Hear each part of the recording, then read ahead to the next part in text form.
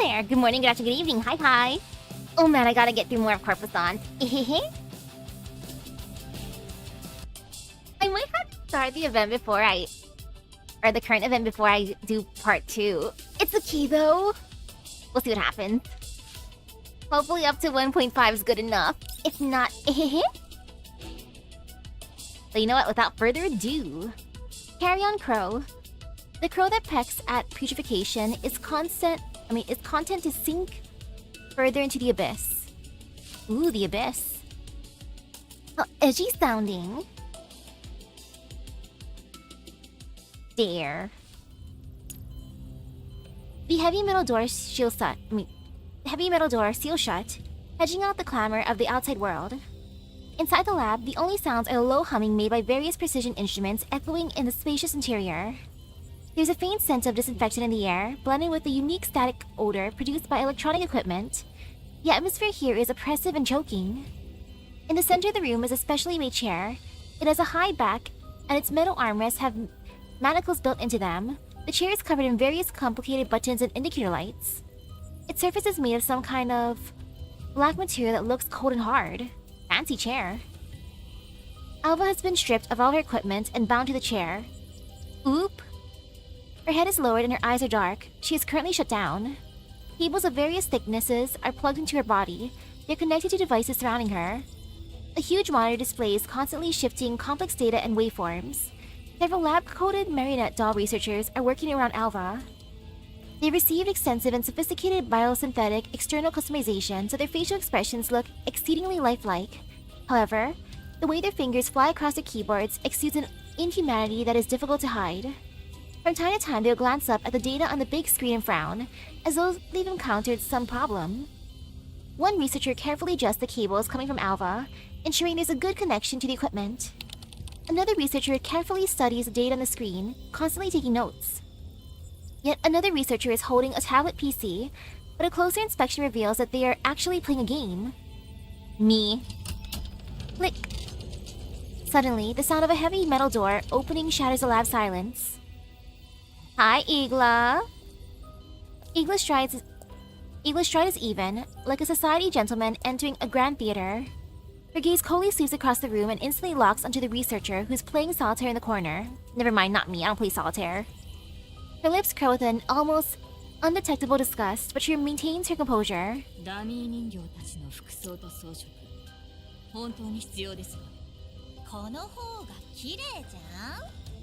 Aesthetics. In response to Eagle's question, a figure slowly rolls out of the shadows on a swivel chair. She has a cup of hot coffee in one hand, which she is stirring with a spoon in the other. The murky coffee has so much sugar that it's practically solid. Yummy. I would like some coffee with that sugar. Her smile is bright and sinister. Her eyes are wide, but there is a meaning in them. Eagle's slightly wrinkled brow and the revulsion in her eyes indicates her true feelings about the researcher.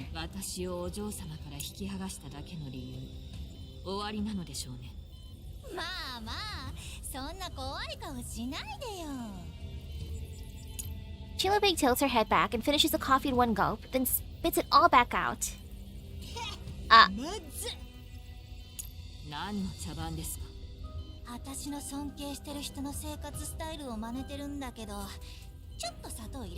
She doesn't even like sweet stuff.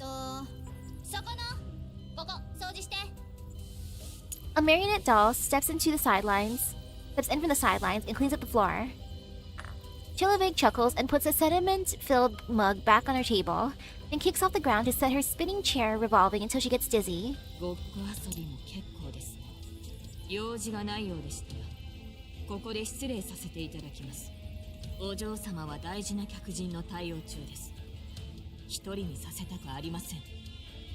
Despite Eagle's polite tone, the annoyance in her eyes is growing. She walks slowly to the center of the lab, her gaze locks on the bound Alva like she's inspecting an exquisite but flawed work of art.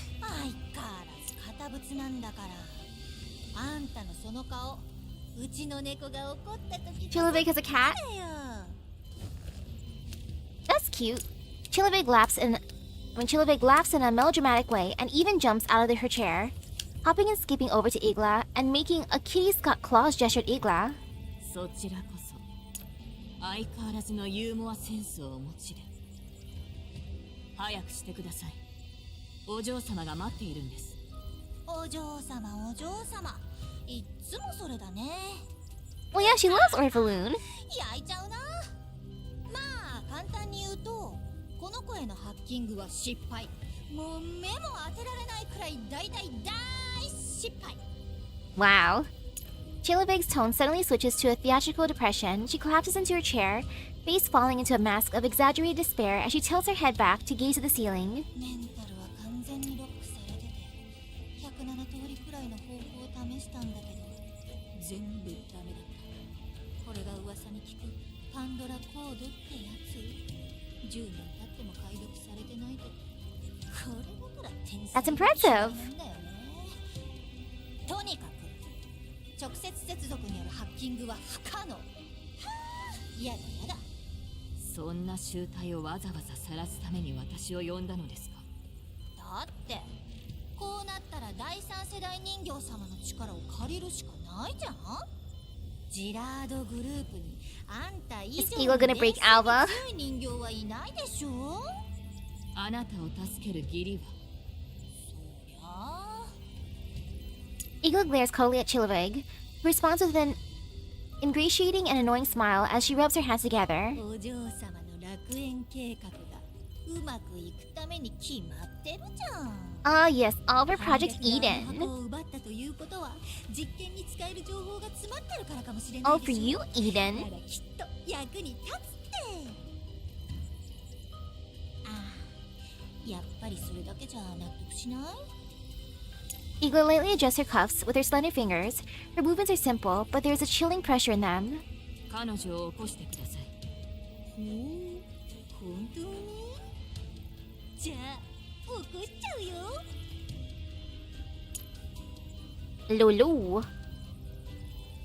Chilibig's eyes light up, and she suddenly cozies up to Igla, a look of something resembling surprise on her face. 何をお考えになられているかは知りませんが、私には関係のないことです。ひどいな。私の行動は全部オルフェルーネのためを思ってのことなのに。ま、私にもメリットがあるのは確かだけど。Igla does not answer her. She only unreels a cable from her own access port. 気をつけてね。防壁の突破に失敗したらこの子自壊しちゃうかもしれない。 Oh, don't self-destruct her. そうなったらお手上げだよ。操作を始めてください。 I lick my Alva. Igla's tone does not change, but there is an undeniable authority in her words. 時間は等しく平等です。私もあなたも無駄にする余裕はありません。オレクのじじい、あんたの動きに気づいちゃったんだ。思ったよ Ooh. り頭いいじゃん。もしあんたのやろうとしてることに気づいたら発言にはお気をつけください。チルロビグ様。はいはい。イグラ様最高。イグラ様は世界一。 Chilibig bows in an over-the-top fashion to show that she's ready to cooperate, and her eyes shine ever brighter. In response to Chilibig's acquiescence, the marionette dolls dressed up as humans begin moving without a command, as though they had been suddenly infused with life force. Their movements are mechanical and precise, with no hesitation or delays. They follow procedures meticulously. The click of switches and humming of machinery is like a prayer for resurrection.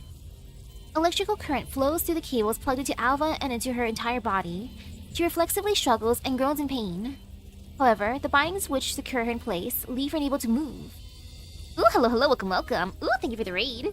I hope your stream went by well. The awakening process takes some time. After a while, Alva slowly opens her eyes, her blurry vision slowly focusing into clarity. After surveying her familiar surroundings, she turns to the marionette dolls, now frozen in place, the earlier flurry of movement replaced by vacant stares fixed on her. Stare. She does not catch the silhouette of Chilibig. Instead, her gaze goes straight to Igla. Upon seeing her, Alva suddenly relaxes and smiles. Really? Smile? Igla raises an eyebrow almost imperceptibly. That is her sole expression of surprise. She gracefully adjusts her jacket and slowly walks up to Alva, a look of calm judgment in her eyes. その反応は予想外です。何を笑っているのですか？お前の無力さ。Alva's tone is calm, but with an undercurrent of mockery in it. 私のメンタルへのハッキングに失敗したんだろう。成功していたら私を起動させたりなんかしない。 Haha, sucks to suck, Igla. Igla's eyes flash coldly. そしてお前がここにいるということは未だボイマスティナを捕らえられずにいる。それどころか居場所すら見当がついていない。違うか。じゃなければ唯一 I wonder how Boimastina and Helen are doing. 前線から離れるわけがない。 Boimastina's a fun babysitter. ボイマスティナと話がしたかったんじゃないのか。 She pauses, then continues. ボイマスティナの捕獲も私に対するハッキングのいずれも失敗した。内心相当苛立っているはずだ。 It was fun, you were just testing things out. Oh, Dad, you didn't really work the last time you played on your Steam Deck? Aw, man. But hey! I'm glad you're able to make things work this time. Like, woohoo! Igla chuckles. Her laughter is elegant and melodious, but cold as ice. She approaches Alva and reaches out to lightly lift her chin, feigning gentleness. 興味深い考察ですが、いい加減と言わざるを得ません。あなたは今、敵を挑発していい立場にないことを自覚していますか？これからあなたに起こることを、ぜひ楽しみにしてください。 Igla, I know you're threatening her, but that sounds fun. Chilovig has moved behind Alva at some point. She claps excitedly, a twisted glee twinkling in her eyes. Chilovig, I feel for you. アルバちゃん、あんたが後でどうなるか楽しみだな。泣き叫びながら許しを請うのか、メンタルが崩壊するのか。 Oh, she's so excited. Alva's composure shows its first crack upon noticing Chilovig's presence. 確かあの時。 Yep, she. 死んだはず。なんなん。でも、 Chilovig is built different. Ooh, last time nothing worked, and then the games that did work kept flipping themselves sideways. Wait, why? That is such a weird glitch. Chilovig's voice is filled with a childlike curiosity and excitement.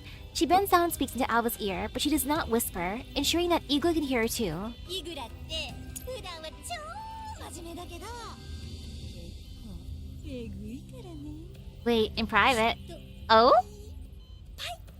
遊んでもらえるんじゃないかな。 All kinds of games? Oh my, oh その my. 辺でご容赦を。 Hello, hello. Igla's tone bears a hint of warning. もう私を苦しめることはない。 After her brief surprise, Alva quickly gets her emotions under control and faces Igla again. There's a look of what could almost be admiration in Igla's eyes as she gazes at Alva. She takes a step back and her hand, gently caressing Alva's cheek, is a gesture so tender that it could have come from a lover, but it sends a chill down Alva's spine. Oh my. 強情な方ですね。 I'm starting to low-key ship him. I know it's bad probably, but それよりも、あなたのパートナーがあなたを離れて自由を得た事実に対してほっとしているのではありません。 sometimes toxic pairings are 自 fun. 分を足かせだと思っていたのでしょう。 Alva's only response is a scornful smile. For some reason, the smile ignites a nameless flame in Igla's neural cloud. She turns away and addresses Chilovig in a voice that allows no refusal. 最終段階から始めてもいいでしょう。 Oh, straight to the final phase. Oh my. そうしちゃう。 Chilovig rubs her hands together in excitement. この子のメンタルどんな形してるのかな。綺麗な箱？それとも星空？いや、迷路でもおかしくない。 It's gonna go to breaking her, huh? Igla pays no attention to Chilovig's antics. She simply nods to indicate that the marionette dolls should continue their work. Ooh! 始めてください。 Have a nice rest. Good night, good night. Several marionette dolls surround Igla, their hands connecting various cables to the access ports Igla has opened up. A massive amount of signals floods through them into Alva's mind, blacking out her vision. Alva struggles in the darkness with all her might, but she can't break free from the bonds which hold her. Oh. For an instant, Alva's body twitches and shudders before she goes limp and unconscious. 構成防壁がダウンしました。Part 1.5 has a lot of references to GFL 1. Oh my! 長くは持ちません。 Then again, Alba did say, like, you can't do worse to me. So, probably, like, a good reference. Ooh! Yes, I want to hear what happened for the Nashville game. How was Nashville versus Miami? I managed to avoid spoilers so I could hear from you, Bryce. Chilove gleefully waves her hands. Her eyes are practically shining as she approaches Alva, admiring her like an exotic treasure. Hello, hello. 植物もいいけど、私は人形のメンタルをいじるのが大好きなんだ。まるで埋められたお宝を掘り起こすようなこのワクワク感がたまらない。科学の発展に貢献する気になったらいつでも声かけてね、イグラ。 Donate your body to science, Igla. I mean, Alva. もっと有効活用で Maybe きる Igla too, because why not? を願います。 Actually, no, donate yourself to me. Igla's words are calm and even, but the warning in her voice is becoming increasingly evident. 本来なら一刻でも早くお嬢様の元へ戻るべきなのですが、事の重要性を踏まえて、これから Igla, no worries. Ojo-sama and I are having fun together. Ooh, Nasuka and Nam both got new songs. I'm so curious, but what about Minami? My girl Minami. Igla walks over to the control panel at the side of the lab and sits down in a high back chair. Her poise and posture are perfect, and her gaze is locked on Alva. イグラがここまで重視してくれるなんて、余計うずうずしちゃうな。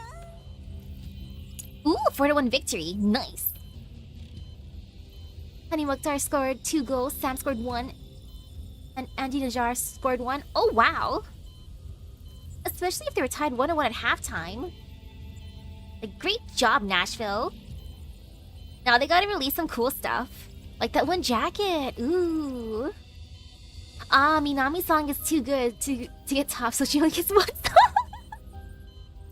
Fine, I guess I'll accept that. Chilivik fakes a look of depression, but there's a sly glint in her eyes. 勘違いしないでください。これも計画を順調に進めるためです。あなたのやり方は不安定要素ですから。もういつになったら信じてくれるの？ Oh, ye of little faith. Chilibig makes a show of pouting before a fanatical smile spreads across her face. Naturally, she's going to take good care of this new toy of hers. In fact, she has a special dream ready for Alva. Ooh, special dream. Oh no, it's gonna be a dream demon. 成果を期待して Oh my. Chilivig turns toward Alva, her hands gently caressing her still features, her eyes gleaming with an obsessive light. Dang, さて how sensual. どうしよっかな。 Don't break your new toy. Wow, the 1 point Hanny scored, and then Sam scored 5 minutes later. Sheesh. A dump. Her heart lurches as though it's going to burst right out of her chest. There's no fixing Chilivig. It's fine, she can break us instead. Alva wakes up, and then she remembers that she doesn't even have a heart in the first place. Her breathing grows ragged, her body glistens with cold sweat, and she feels a chill run down her spine. With nothing but utter darkness before her, she unconsciously reaches up to touch her eyes. She can't see anything. Is it just dark or is she blind? She reflexively attempts to move forward, but she feels as though she is suspended in the void, with no way to exert her strength. Alva realizes that she's being hacked at this point. And the moment she realizes that, the surroundings suddenly fill with a burst of noise that approaches her rapidly, as though it's locked onto Alva's presence and is closing in on her. As the terrifying sound draws closer, a blinding light suddenly appears before Alva. She reflexively reaches a hand out to block it, but in the next moment, the true extent of the bone-chilling sight around her becomes apparent. Oh. She's drowning. Wow, Miami tried to play mind games. They stayed in the locker room for an extra 5 minutes. Wow, just wow. Thousands of elids are rushing at her like a flood. The horde extending as far as her eyes can see and exuding a nauseating stench. Ew, they're stinky. All of this almost convinces her that she isn't just seeing things. And oops, I gotta fix something real quick. Okay, there. It's fixed. I got worried for a second. I'm like, excuse me, YouTube, what do you mean? Not enough memory. Like, my computer has enough memory? Like, bruh. Alba frantically tries to bring her gun up to shoot back, but she finds that her hands are empty. And in this moment of confusion, she is swamped by a tide of monsters, carried away like a reed in a flood.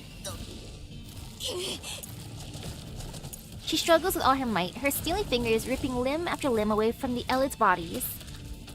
However, the endless tide of Elids feels no pain, and they eventually gain the upper hand. Her frame is gouged open by sharp claws and teeth, her circuits are slashed apart. The sparks from her power systems char blackened, smoking chunks into the horde, but it doesn't stop them in the least. Ooh, how's the New Jersey team? Alba can feel her vision going dark once again. This time, it seems to foretell her imminent demise. Her limbs are slowly running out of strength. She doesn't know if it's because her power circuits were cut, or if it's because her CPU is on the verge of crashing. She opens her mouth, but she can't make a sound. The creatures bury her in the abyss. She doesn't feel pain, only a growing fatigue. She's getting a little tired.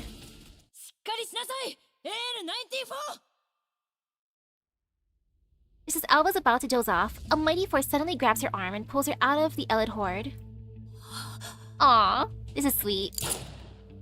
Before she can react, she hears the sound of a gun cocking above her head. Right after that, she feels her AN-94 thrust into her hands like a fire poker. She stares in disbelief at the person who handed it to her.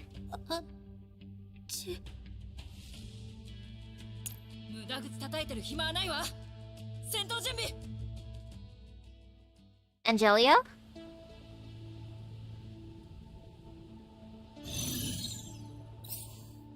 I'm gonna guess that's probably someone who's deceased at this point, huh?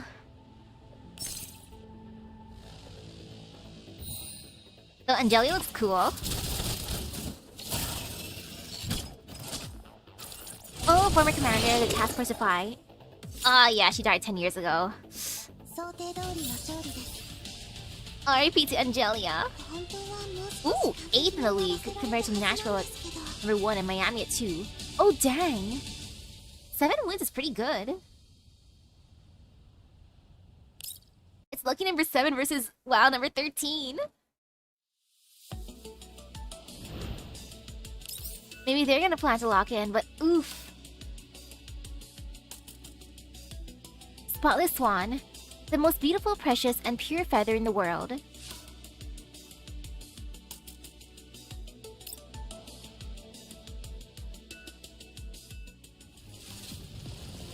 A sticky, choking darkness plugs her nose and throat. It's disgusting, but she can't even throw up.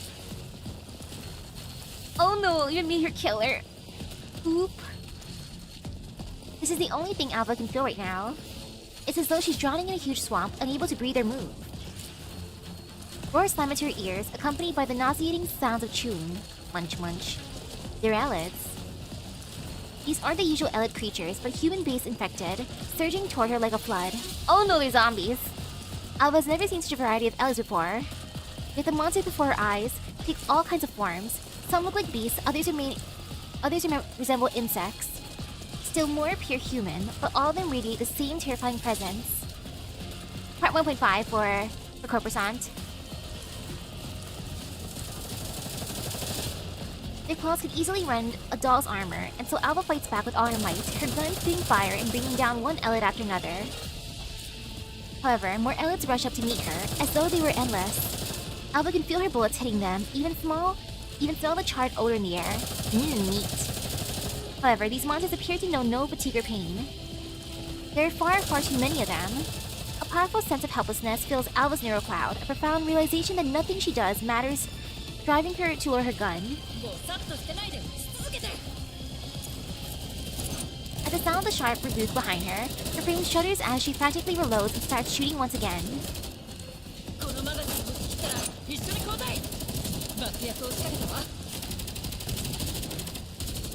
And emerges from behind her cover, and it is then that Alba sees her fully. Her hair is tied up and she is barking orders while firing her gun. In other words, She's just the same as she used to be. After emptying her last magazine, she throws her weapon at the oncoming tide before punching Alva on the shoulder and yelling at her. こっちよ AN94 Ange retreats and Alva immediately follows her. Ange pulls out a detonator and tosses it to Alva. The Elite Horde has already swamped their previous position. 今よ全員吹っ飛ばして Alva presses the detonator without hesitation, and the explosion erupts. A wave of searing heat washes over her from behind and sends the surrounding sand and dust flying. At this point, Alva finally sees that this is an old train station, and Ange is leading her deeper inside it. よくやったわもう安全かしら Ange and Alva run over to the platform. Rail lines extend as far as her eyes can see in either direction.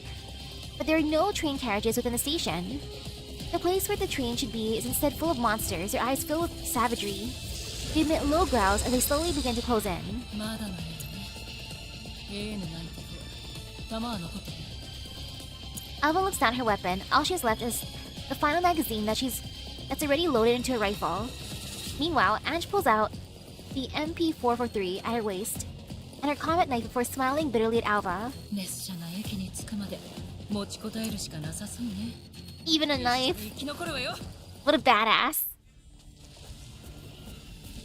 Countless elites flood the train station, but the train Ange is talking about does not arrive. Alva mounts her bayonet and lays into the elite horde with all her might. Disgusting fluids and limbs fly through the air as she stabs and slashes them while her bayonet gleams coldly. Yo, what a true badass. Where's the rest of Task Force Defy? Why aren't they here to protect Ange? That's right. How's Ange doing? Alva suddenly thinks back to the one person who requires the most protection in this desperate situation. She tries to call Ange's name, but she's unable to project a sound. It's certainly not for any lack of trying, but any vocalization she can manage is drowned out by the thunderous roars of the Elite Horde. Her throat feels dry and painful, as though someone is strangling her. The only thing that leaves her mouth is a weak expulsion of air. She desperately opens her mouth, but all she manages to do is inhale more of the choking air. She sees Ange. Ange is standing close by, facing away from her, as she struggles valiantly against the elites. It's as though she can't see Alva. Her gun spews flame as she pulls the trigger without stopping, bringing down one elite after another. However, there's simply too many elites. They're like an endless tide, wave after wave, washing in with no one in sight. Several elites have already fallen around Angelia, but even more elites are already lunging at her. One of them pounces from behind, his sharp claws seeking her exposed back. Angelia nimbly evades it, but another elite charges her from the side. She opens fire and kills that elite, but even more rush up and surround her. Angelia's movements begin to slow down, and the gun in her hand locks open on an empty chamber. For all her strength of will and extensive training, she's ultimately only a human being. Her body bears several wounds, and fresh blood oozes from them. Alva wants to rush over, but the elites have already surrounded her as well, to the point where she can't even take a step forward.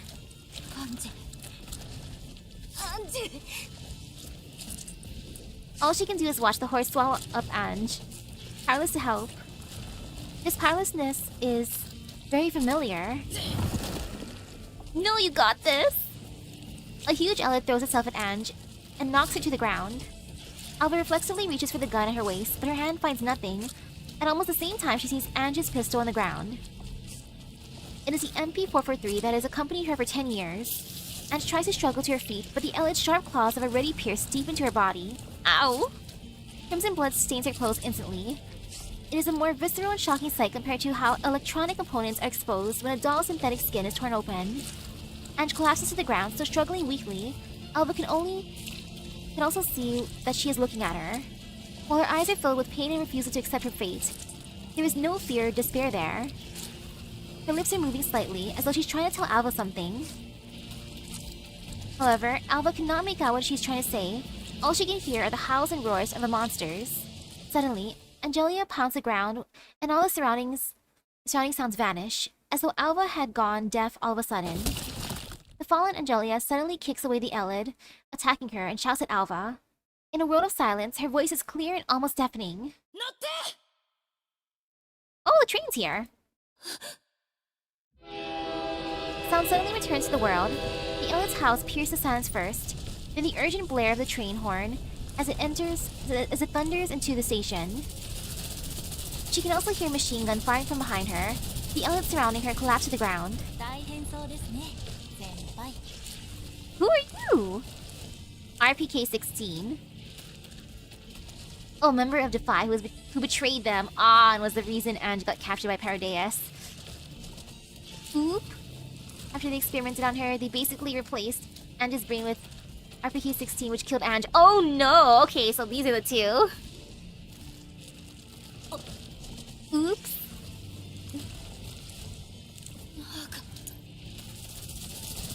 The doll with machine gun winks, but her weapon never stops firing, cutting down one mob of elids after another. Her smile is as mysterious as Alva remembers, but after learning the full truth, she realizes that there's something else behind the mystery. いや、あなたは確か。 Good night for reals now. はい、死にました。死は誰にも訪れます。 So chill, it's like, yeah, I'm dead. And what? After laying down a torrent of ferocious firepower, RPK-16's LMG finally falls silent. She's out of ammunition.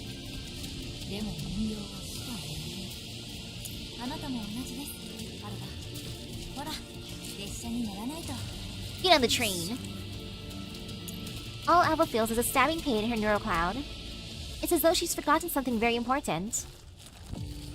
The train's brakes shriek as they engage, and slowly grinds to a halt amidst a spray of sparks. Then the door to its cabin suddenly flies open, as though it were waiting for someone. Alba opens her mouth to ask what's going on, but she doesn't get a chance to say anything, because RPK-16, still smiling, suddenly raises her hand and shoves her onto the train. 愛する娘よ。どうか元気。 Take care of yourself, dear daughter. The force of the shove sends Alba rolling over the floor of the cabin. The door immediately closes and the train begins to move. Alba rushes over to the door and pounds on it. Through the glass, she sees a doll who calls herself Embla, walking slowly towards Angelia. Meanwhile, more and more elids rush toward them, and soon they are buried beneath a tide of corpses. No matter how Alba shifts herself, she can't see them. RPK! Aw. Well, that's sad. On a lighter note, I'm excited to eventually get my Tomato Emperor plushie. Unfortunately, the GFL store does not ship directly here, so... Oof. It's gonna take longer to get here. Alba suddenly snaps awake. Her originally blurred vision begins to focus. Her frame's functions quickly recover, and the scenery before her gradually focuses into a cold white expanse. She's lying on a half-sealed capsule, and the cables used to assault her neural cloud are still connected to her access ports. This place is cramped. She's surrounded by an icy cold metal on all sides, covered in a complex array of wiring and indicator lights. Her body is bound to a chair. She's unable to move except for some small head movements. The capsule is filled with a quiet hum. Upon closer listening, it turns out to be the running noise of various pieces of equipment, which makes her feel anxious and uneasy. A wave of dizziness washes over Alva, and she even feels the phantom pain of a severed limbs as simulated nociception signals assault her neural cloud. The signals feel incredibly real, so real that she's actually experiencing a sense of weightlessness, as though her body no longer belongs to her. The force activated all of her biosynthetic sensory feedback links, so her experience during this enhanced interrogation session is as close to humans as possible. She's even experienced that ordeal in level 2 as a human being would. All this manages to disorient even the present Alva. Her neural cloud is slow and chaotic, like she's been forcibly subjected to excessive input. It takes her nearly 20 seconds before she can come to her senses and starts thinking again. The outer offensive barriers of her neural cloud have been broken. The opposition is now flooding her level 2 layer with huge amounts of sensory data, simulating human-level torture-induced suffering in the final attempt to overwhelm her operating logic. They are also attempting to overwrite Alba's original cognitive processes with larger quantities of phantom signals, aiming to force her defensive systems to self-destruct. However, these attacks have not been effective, and Alba thus woke from her nightmare. Good morning. Alba falls silent. Had she woken from the nightmare because of Angelia? Or was it because of her? As she peers through the observation port of the neural capsule, Alba can see the spacious lab where she had been just a while ago. The researchers in the white are working on the lab instruments and recording data, they don't seem to have noticed that she's woken up. Alba frowns because she sees Igla standing in the middle of the lab. She doesn't know how long she's been unconscious. After all, there's no way to judge the passing of time in level 2, and her internal chronometer doesn't work anymore. Perhaps Igla's still here because she was only shut down for 2 minutes. Or maybe it's been a full day and Igla had already left and returned. This is by no means an unimportant matter. While Alba is pondering this, she suddenly notices a human soldier rushing in from outside the lab. His outfit looks very similar to the armed troops she fought earlier. There's an anxious, frightened look on his face, and his forehead is covered in sweat. Oop! Despite his evident panic, he walks and carries himself like a proper soldier. However, it's so obvious that he's forcing it, Alba can tell that he's wounded, even from a distance. Igla maintains her calm bearing even after seeing her subordinate's condition. She turns slowly, her eyebrows slightly furrowed as she studies the guard. The guard gulps, his throat shifts visibly as he swallows, but he does not answer Igla's question right away. Igla's frown deepens, a flicker of unease passes through her eyes, as though she's already knows this news is not good. AK-15 の封鎖区域を突破したのですか？それとも何者かが下水道に侵入しましたか？いえ、あの人形は Oh, is this about the explosion? More sweat beads on the guard's forehead. He knows that no matter how hard he tries, there's no avoiding what's coming next. Igla's gaze is gentle but still terrifying. Yup. He takes a deep breath and firmly manages to work up the courage to speak, but before he can finish explaining why he's here, hearing that key phrase causes Igla to instantly lose her composure. Fueled by a rare savagery, she seizes the man by the collar and lifts him off the ground. Oh yeah, she's mad. And worried. Not the Ojo-sama! Okay, she's alright, that's good. The man frantically tries to explain himself like he's pleading for his life. Igla's face goes pale. She lets go of the man. He drops to the ground amidst a fit of coughing. She forces herself to stay calm, but the anger and worry in her eyes is obvious to anyone. The guard doesn't dare to raise his head or look at Igla's face. He opens his mouth as though he's about to speak, but he doesn't manage to utter anything beyond nonsensical syllables. He's heard rumors about Igla. Just as the guard is teetering on the verge of panic, Igla suddenly reaches for the pistol at her waist. It looks like it's been custom made, and its gold-plated body shimmers with a faint blue light. Fancy. She raises it with a blank expression on her face, so fast that the guard can't even react to it. By the time the guard realizes what's going on, all he can do is close his eyes in resignation and despair. However, Igla defies everyone's expectations by turning and taking aim at Chiloveg, who's spinning lazily in her chair. Wait, what? Blam! He pulls the trigger. A fireball erupts from the gun's muzzle. Its primitive black powder propellant belches a thick gunsmoke cloud. Chiloveg's face disintegrates into crimson mist, the massive impact sending her entire body crashing to the ground. She doesn't even manage to cry out. Her fingers twitch slightly, and then she goes limp. Foul-smelling blood oozes from the hole in her head and makes a huge stain in the ground. The guard's eyes go wide as he covers his mouth, desperately fighting the urge to scream. It's not that he hasn't seen dead people before. In fact, he's personally created many corpses in the line of duty. But right now, he's terrified beyond the capacity for rational thought. Oh well, that's quite a scene. Alba observes all this with a blank look on her face. Igla's actions are ruthless and decisive, but not surprising. Alba's already seen through Igla's true nature from the start. After Chiloveg collapses, the marionette dolls milling around the lab, indistinguishable from human beings, all start to collapse lifelessly one after the other. Whoosh! Meanwhile, a device on the other side of the lab suddenly comes to life. It looks like a deep capsule. It looks like the sleep capsule Alba's currently occupying. Its silver-colored exterior and hatch gleam with a dazzling light. There's a burst of noise as machinery runs and gears engage, and then the capsule's hatch slowly opens, emitting a cloud of white vapor. A naked woman steps out of it, wreathed in the wisps that look like some sort of refrigerant gas as it evaporates. She casually reaches for a lab coat from a nearby peg and throws it on. So she's just wearing a lab coat. Okay. With her entrance, the collapsed researchers who look like puppets, with their strings cut, all began to slowly get back up. They appear as though they have been recalled to life, and carry on with her tasks like nothing had happened. Oh, there's even art of it. Hi, Chillaveg. The woman from the capsule sighs heavily, but her tone is theatrical and mocking. Her hair is damp and her face is oily, like someone spread a layer of butter on it. She's just been born, after all. But it's plain to see that she looks identical to the Chillaveg who's lying dead on the ground.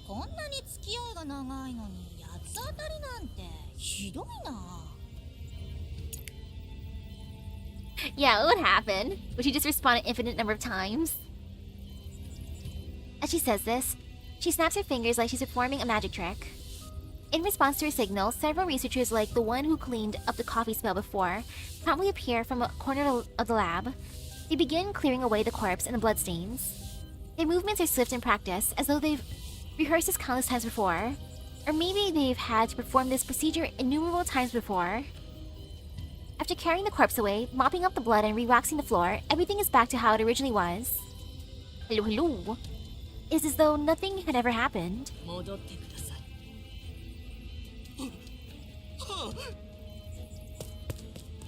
The guard scrambles out of the lab as if granted a stay of execution. After watching the guard scramble away, Igla turns to regard the brand new Chillaveg.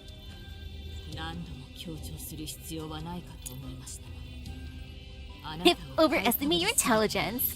Wow.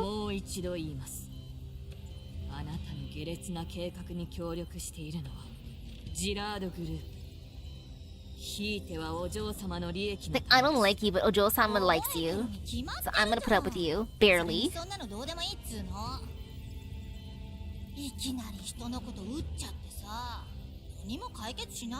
Stress relief.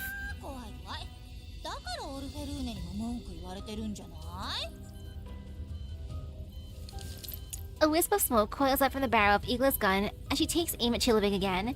Its muzzle is trained squarely on Chillaveg's head, and she looks like she might fire the gun at any time. However, Chillaveg doesn't seem the least bit afraid of her. All she does is shrug in mock innocence as madness twinkles in her eyes. So this is why she could appear again, like nothing had happened even after committing suicide. Oh, she knows that she's awake. Chillaveg follows the gaze back towards its source and realizes that Alva's awake. She bats her eyelashes and opens her mouth in a parody of surprise, then tosses off a wink while smiling with a twisted playfulness. Alva coolly meets her gaze. Resurrection, is it? What a disgusting technology. Stare. Igla narrows her eyes and studies Chillaveg. She takes note of the latter's antics, but she doesn't seem to care about them. Ooh, more teasing from the baddie. New song, new tour, new merch.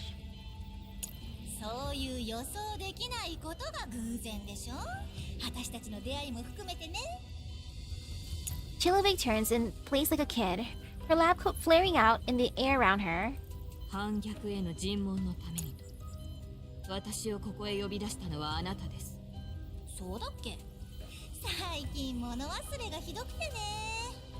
Wow, what a total scatterbrain. Chillaveg affects a look of vexation, but then she throws herself back into her chair and kicks her legs like a child.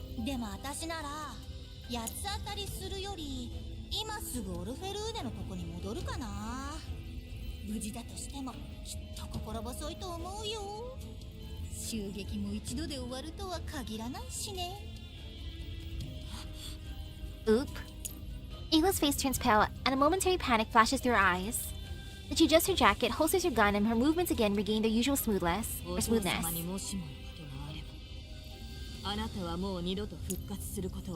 Protect the VIP Orphelune.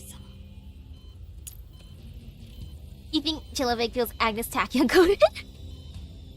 AKA she just does what she wants. Oh yeah, speaking of Uma though, I wanna summon my Digiton. I also gotta summon Doto as well. Their Halloween styles are cute. Ooh, a new lore has started. Oh my, oh my. Her voice is calm again, but the chilling threat she utters is more terrifying than any shout could ever be. She shoots one last icy look at Chillaveg before turning to leave. She doesn't bother with affecting elegance. Her priority is returning to Orphelune and the lab post-haste. Wow, no elegance. Her footsteps fade into the distance and vanish. All that remains is in her wake is gunsmoke and the stench of blood.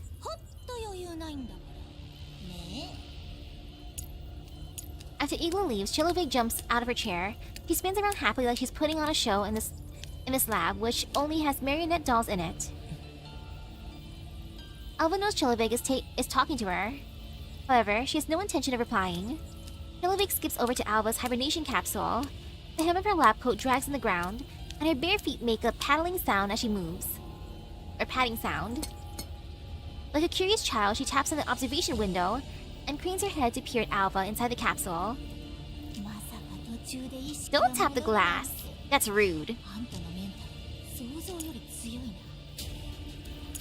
She looks at Alva in amusement, her eyes twinkling like she's appreciating a precious work of art. Her beloved toy.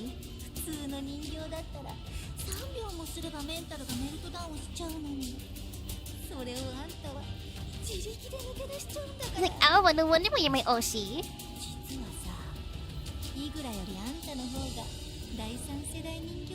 Like, I like you so much more than Igla. Look at how cool you are.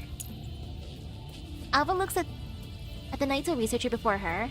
Her heart is filled with revulsion and wariness. She has no idea what this woman is up to.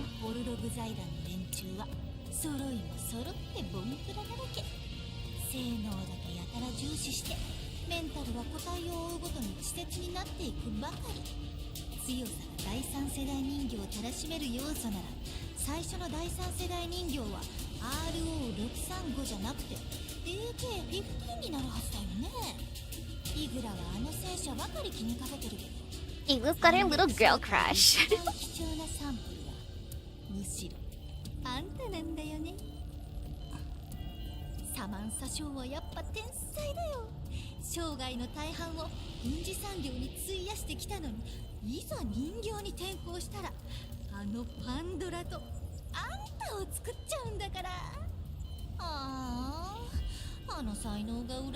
So jelly. Chilovig heaves a theatrical sigh, her face falling into gloom before brightening suddenly with a huge smile.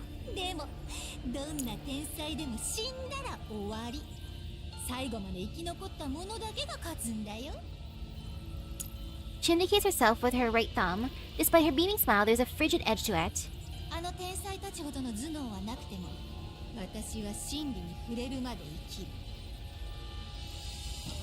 Oh, RPK 16 is Pandora.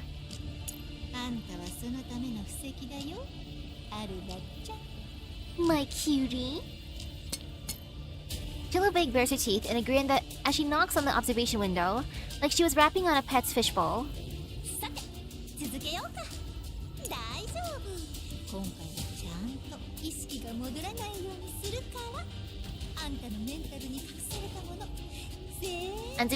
I'm debating making Chilovig the next no person.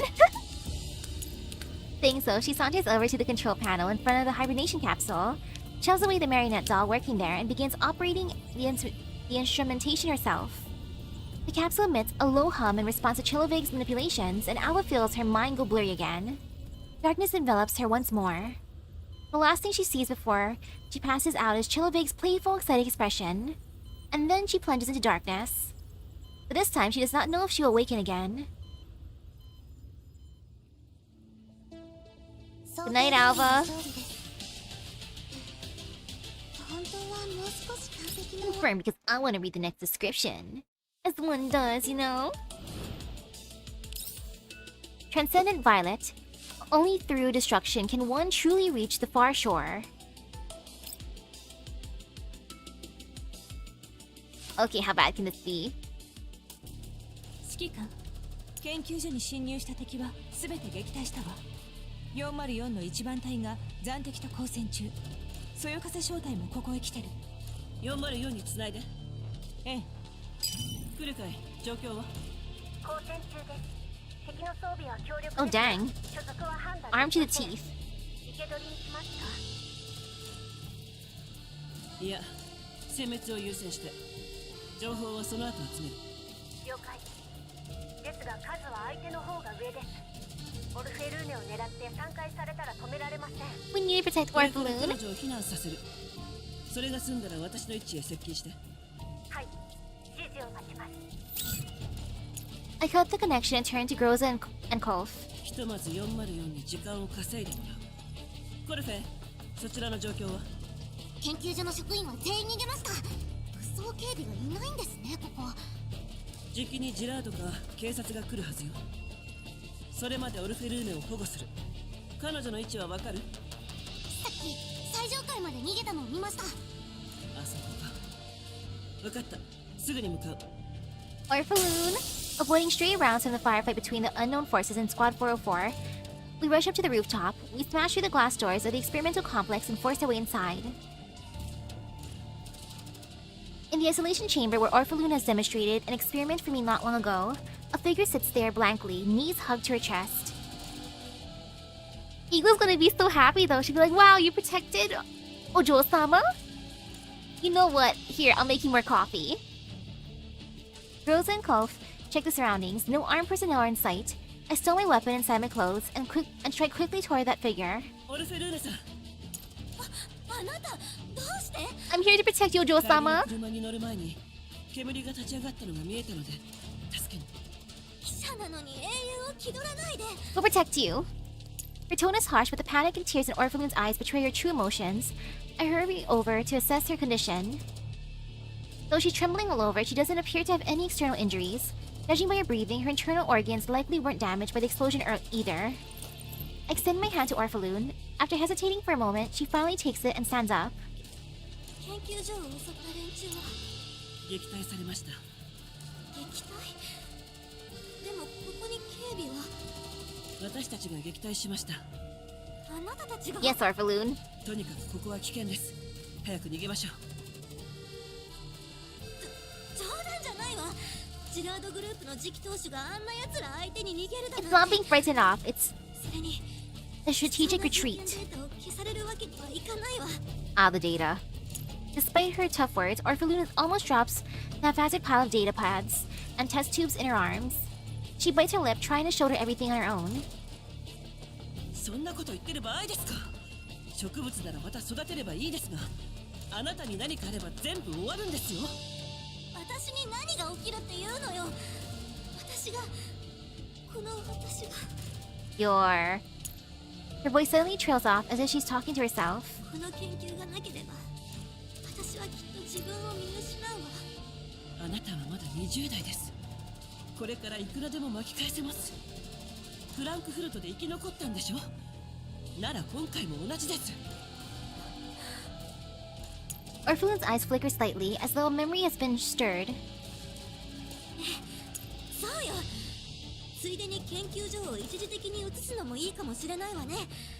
明日のデモンストレーションは絶対に予定通りに行うわよ。さあ、行きましょう。I signal for Kolf to take hold of Orphelune. This time, Orphelune obediently follows as Kolf starts moving. But just as we reach the doorway, intense gunfire erupts from below. Shots and explosions coming one after another.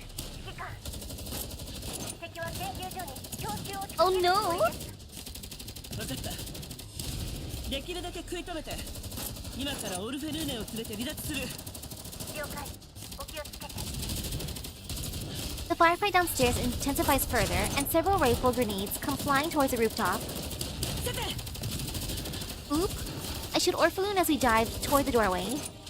One of the grenades hits the isolation chamber directly. The glass shatters, fragments hurtling towards us under the force of the blast.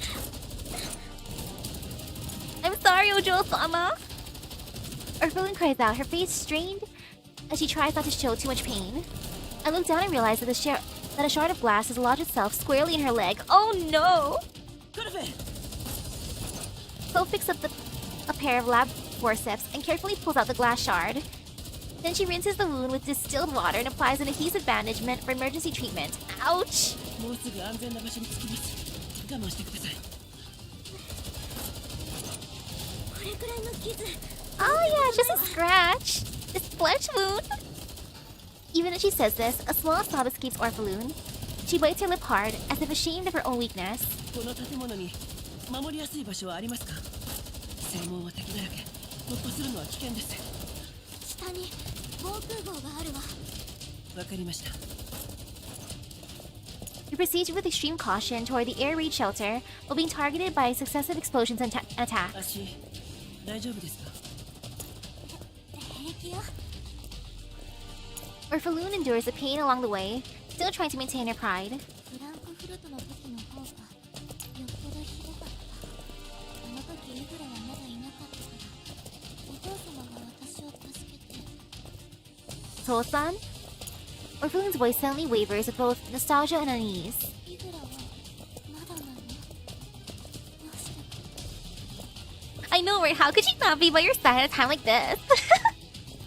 Orphelune really shows such helplessness, but she quickly straightens her back again. いや、私はジラードグループの次期当社。 Like, Iglo, the one time you leave, look what happened. ばかりではいい笑い物よ。 I look at her face, not quite sure how to feel. あなたならきっと大丈夫です。 After passing through long corridors and descending flight after flight of stairs, we finally reach the air raid shelter entrance that Orphelune mentioned. During the journey, whenever her injured leg jostled, Orphelune would grimace from the pain, only to quickly force herself to straighten up each time. She then fumbles awkwardly for quite a while before finally pressing a button, opening the door at the entrance. The blast door made of half-meter thick, homogeneous steel slowly swings open. Supporting Orphelune, we help her inside. As the heavy door closes, I issue orders to Group 2. 裏庭の防空壕に入った。敵を近づかせないで。了解。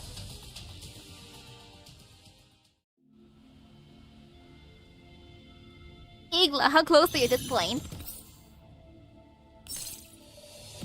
Ma'am! By the time she gets here, all the enemies are already gonna go poof.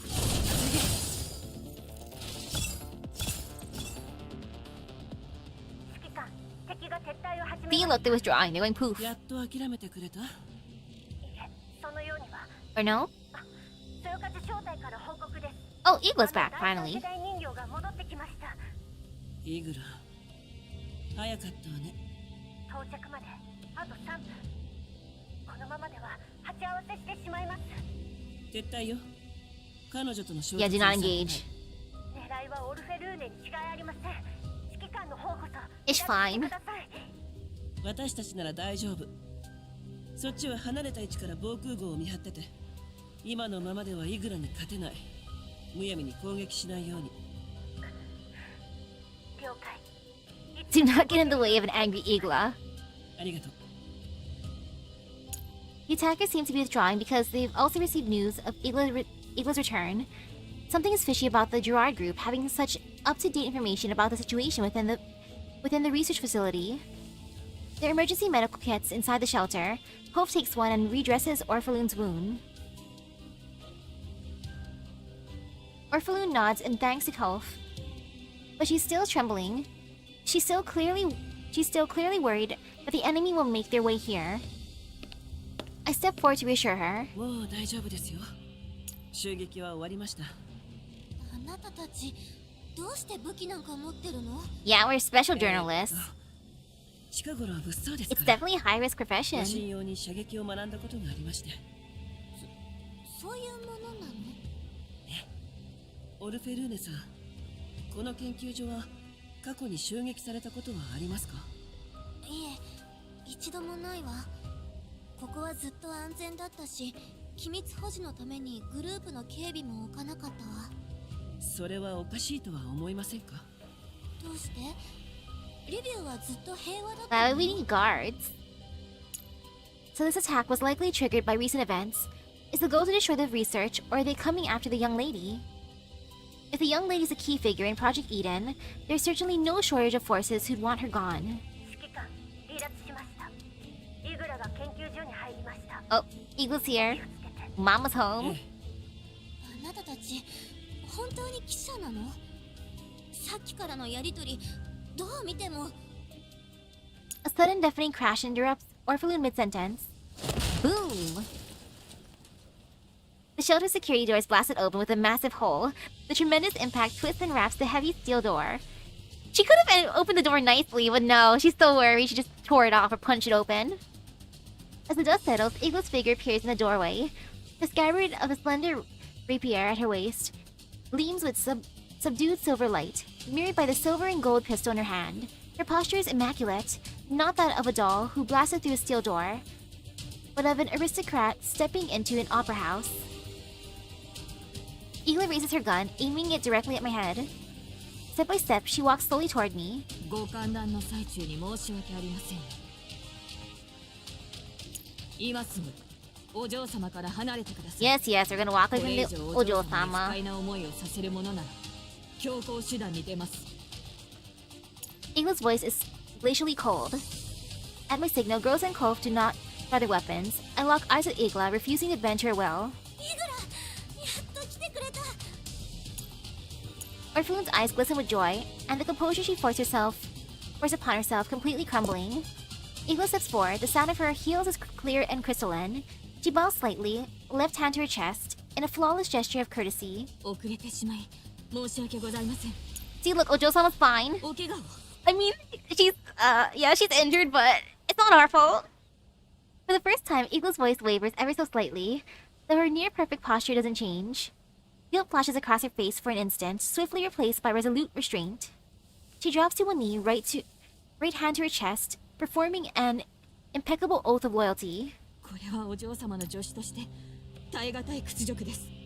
一番必要とされている時のおそばにいられなかった。私は自分が許せません。どうか罰を。大げさよ。ただのかすり傷じゃない。どうってことないわ。お強いのですね。 So can we leave then? この無礼者どもを追い払った後、傷跡が残らぬよう最良の処置をいたします。 Or no? Igla rises on the floor in one fluid motion. Her gaze settles on us again. With such icy, murderous intent, it sends a chill down my spine. Hey! Worse would have happened to her if we weren't here. ファルベングループの回し者ですか。でしたら平和的な商談といきましょう。いくら受け取ったのかは存じませんが、ジラードグループはその10倍を出す用意があります。代わりに二度とリビウへ足を踏み入れないでください。ホワイトエリアで一生遊んで暮らせるだけの金額なはずです。 Wow. 不満はないで That しょ much money, huh? イグラ、誤解よ。この人たちに助けられたの。 Yeah, we didn't kidnap her. We're saving her. どうか私にお任せください。これは私の責務です。 Igla's tone remains gentle and courteous. It carries an unmistakable finality. あなたはいつまでも高貴で純真であるべきなのです。溶鉱炉の前で私を拾ったあの日のように。そしてこういう不埒な輩の還元の真偽を私が見せます。さて、お嬢様を解放する What do you 条 mean? 件 What conditions? Just take her. お嬢様の目の前で No? あなた方を八つ咲きにするべきですか。オルフェルーネさんの話を聞いてみてはいかがですか。私が信じられなくてもこの状況を見てください。もし襲撃者の味方だったらあなたが来る前に Yeah, why else would we be down here, オルフェルーネ huh? さんを連れて逃げています。こんなところに残る必要があるのですか。お嬢様を助けるふりをして信頼を勝ち取るためとも考えられます。 Yeah? そんなことして何になるの。この人たちは命を懸けて守ってくれた。それに私の人を見る目は確かよ。私が気に入ったのだから間違いないわ。 Orphelune lifts her chin proudly, though the tension in the air makes her unconsciously clutch the hem of her clothes. わかりました。お嬢様に免じて釈明の機会を与えて差し上げましょ Yes, Mother Hen, please listen to us. う。なぜ武器を持った戦術人形が付き添っているのですか。編集長、研究所の外でこそこそ隠れているネズミもそちらの手のものなのでしょう。 She actually noticed Group 2 monitoring the perimeter. As expected, she's not an easy opponent. ファルベングループではないのなら非軍事勢力管理局がその他ロレンの下部組織。残念ながらそのどれでもありません。では We're 誰 just なのです bounty hunters. 私は自分の目的で動いています。どこの勢力にも所属していません。お嬢様、お聞きになりましたか。やはり信おい用できない相手です。決してもよろしいですね。でも近頃の調整からオルフェルーネさんに危険が及ぶかもしれないと思ったので戦術人形を連れ込みました。そして事実、彼女たちのおかげで襲撃者を撃退しオルフェルーネさんは助かりました。まさか私たちと襲撃者の違いがわからないなんてことはありませんよね。もしかして最初から私を守 It's る like, wow, you came here for me? To protect me? Igla frowns. Though she wants nothing more than to kill us immediately, there is no changing Orphelune's mind about this. Orphelune raises a hand, signaling Igla to stay her hand. As her attendant, Igla cannot disobey her order. はい、それも目的の一つです。もう一つはオルフェルーネさんに私の本当に聞きたい質問に答えていただくためです。本当に聞きたい質問 I ignored the rapier pointed at me and asked Orphelune in an unmistakably firm voice. オルフェルーネさん、楽園計画の本質はおそらく発表されたものとは違うのでは？何を言ってるの？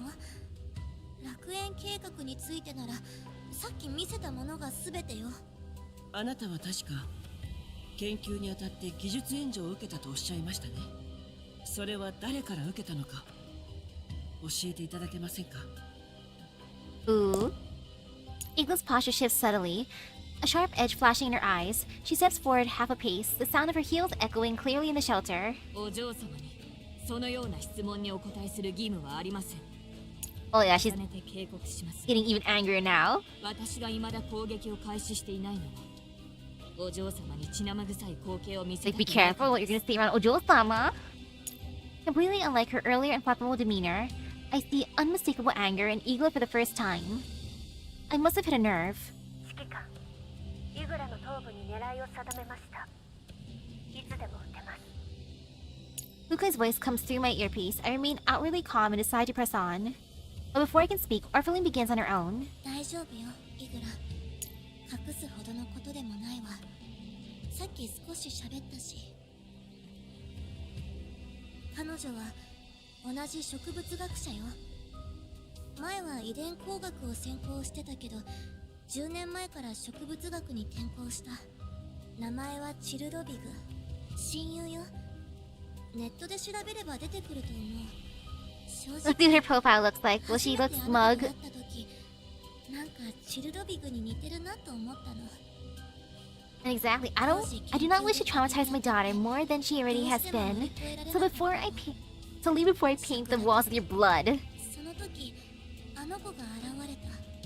ボトルネック解消の他に新たな方向をも提示してくれた。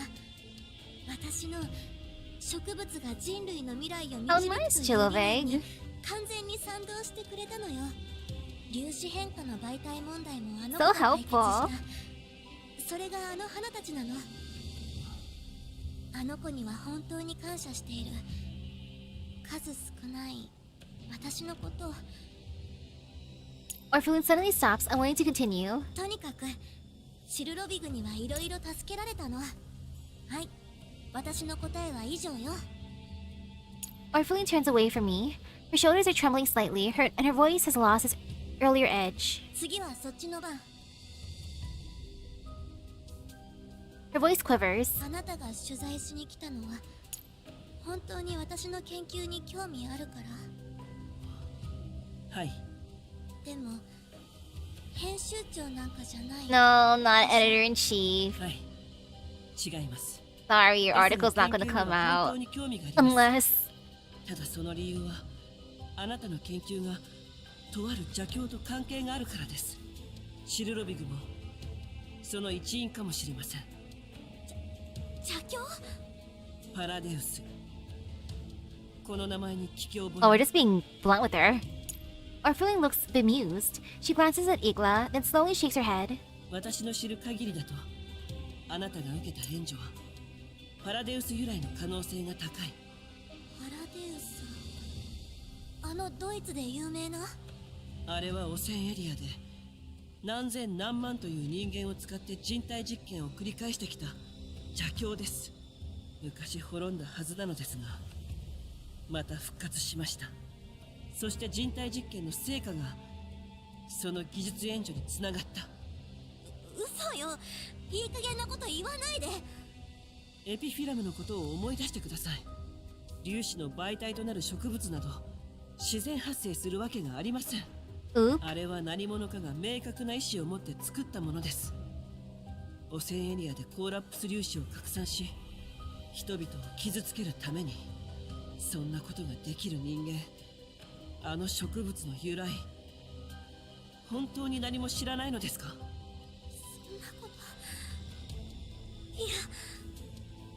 Orphelune stares at me with wide eyes and looks away. As the heiress of the Gerard group, it's impossible for her to be completely uninformed. She tries to deny it, but her nature won't allow her to lie. そこまで。 Oh, Eagle's getting even more pissed off. Like, you were upsetting the Ojo-sama. 昼食のお時間の前にお嬢様の食欲をそぐ存 It's 在を almost 抹消せね lunchtime. ばなりません。 Eagle points her gun at me. 編集長、まずはあなたからです。 Orphelune struggles to her feet, raises her arms, and steps between me and Igla. お嬢様、下がってください。 Panic seeps through Igla's voice for the first time, though her grip on her gun remains steady. 聞いて、イグラ。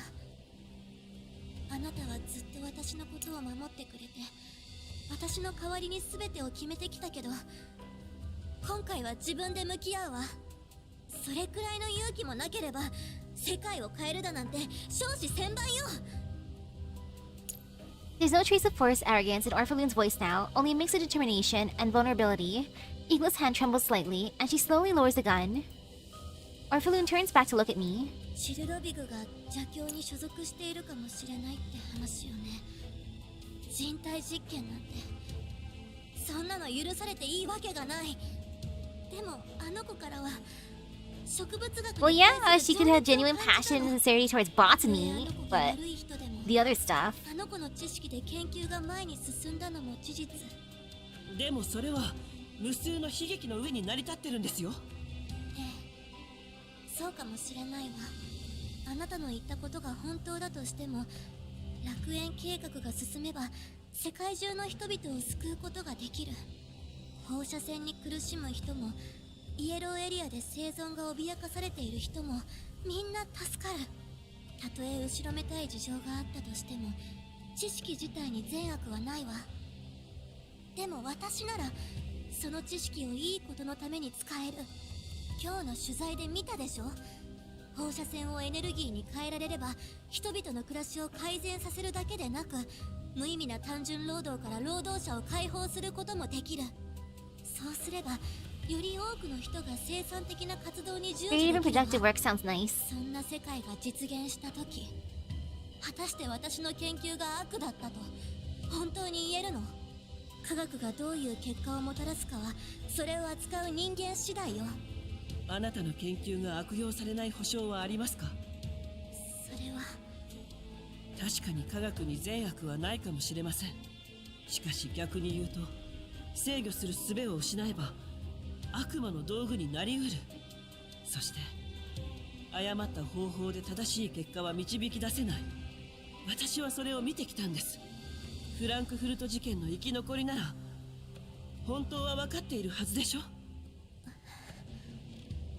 エピフィラムが吸収したコーラップス粒子が何に使われるのか、あなたに制御 Should で we きますか？ die right then? 楽園計画自体がすでに悪用さ But れ we ている can't とし because た it's ら、 almost Ojo-sama's lunchtime and we cannot upset her とある tummy. 事件現場で That would make her lose her ダイオウコックに詰 appetite, めら so れた she. 人間が So that's why Eagle's 大 not 量に attacking 発見 us. されました。現場は非合法の地下実験室で、ポットの中には被害者の他にあなたが研究しているものと酷似した植物がありました。彼らは息袋やブージャムの製造に使われていたのです。そしてそれは大量の粒子による被爆でなければ不可能です。そこにさらに粒子を集める技術が加われば、ブージャムの量産すら実現してしまうかもしれない。あなたの研究がどれほどの被害をもたらす可能性があるか理解していますか？それでも正しいと言い切れますか？それは Oop. そんなこと全然知らない。イグラは知ってるの？ Orphelune's voice trembles, her arms hang limply at her sides. She no longer tries to hide her confusion and fear behind a proud facade. お嬢様、イグラ、 Ooh. 本当のことを教えて。先日ジラードグループ管轄の衛星都市で似たような事件が起き、私もその捜査に参加したことがあります。Yes, Igla, tell your Ojo-san what ですがこの件 happened. はすでに非軍事勢力管理局に引き継がれたので詳細は分かりません。つまり編集長の言ったことは事実なので。けれどそれがお嬢様の研究やチルロビグ様との関連性を示す証拠はありません。そう。 Orphelune clenches her fists. Not daring to look at me, she turns and issues an order to Igla. イグラ、命令よ。今すぐその事件のことを調べて徹底的に。私の研究を悪用する奴がいたら絶対に許さない。今ですか？ええ、そうよ。この研究はより良い未来へ導くためのものなのよ。ですがこの者たちは返してあげて。それはできません。どうして？ Oh yeah, she's さ upset. っきはお金を払って返そうとしたじゃない。Like, yeah, I was offering them money before, but I hate them even more now. 技術援助の件を暴露すればお嬢様の研究は無に帰すでしょう。 Oh, we're not gonna それが blackmail あなたの Ojo-sama. その結果ですか？ Orphelune turns back, gathering her courage to face me again. もしあなたたちの目的が悪事を暴露することなら好きにして。私は自分の研究がたとえどんな後ろめたい事情があったとしても世界のためになると信じている。私の立場は変わらない。科学はあくまで道具であって善悪はない。それがどう使われるかは人間次第。私の研究は絶対に悪用させない。楽園計画は明日から正式に始まる。それを見たあなたが意見を変えることを期待しているわ。 He reaches out and forces Igla, who had pointed the gun at me again while speaking, to lower her weapon. Orphelune, now fragile yet resolute, is no longer the haughty young mistress. 返してあげて。命を救われた恩をあだで返したくないわ。 Igla looks at Orphelune, complex emotions flickering in her eyes. Finally, she nods. 仰せのままに。 Orphelune leaves the shelter with Igla. The research facility is now teeming with members of the Gerard Group and the PSA. The dual board a luxurious sedan and gradually disappear into the distance. Time to go to the hospital! 戦場は片付いた。 Ojo-sama's leg cannot be scarred after all. Protect the VIP Ojo-sama. Slumbering lion.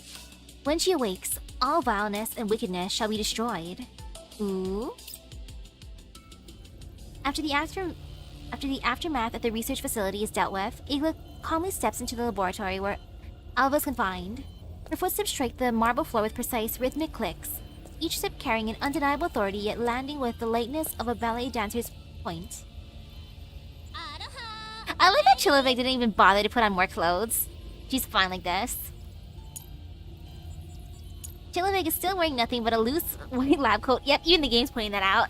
She sits barefoot on a swivel chair and spinning happily, a cup of coffee in her hands, nearly drowned in syrup. Yum. Her smile is dazzling to the point of being unnatural, while cunning and madness glint in her eyes.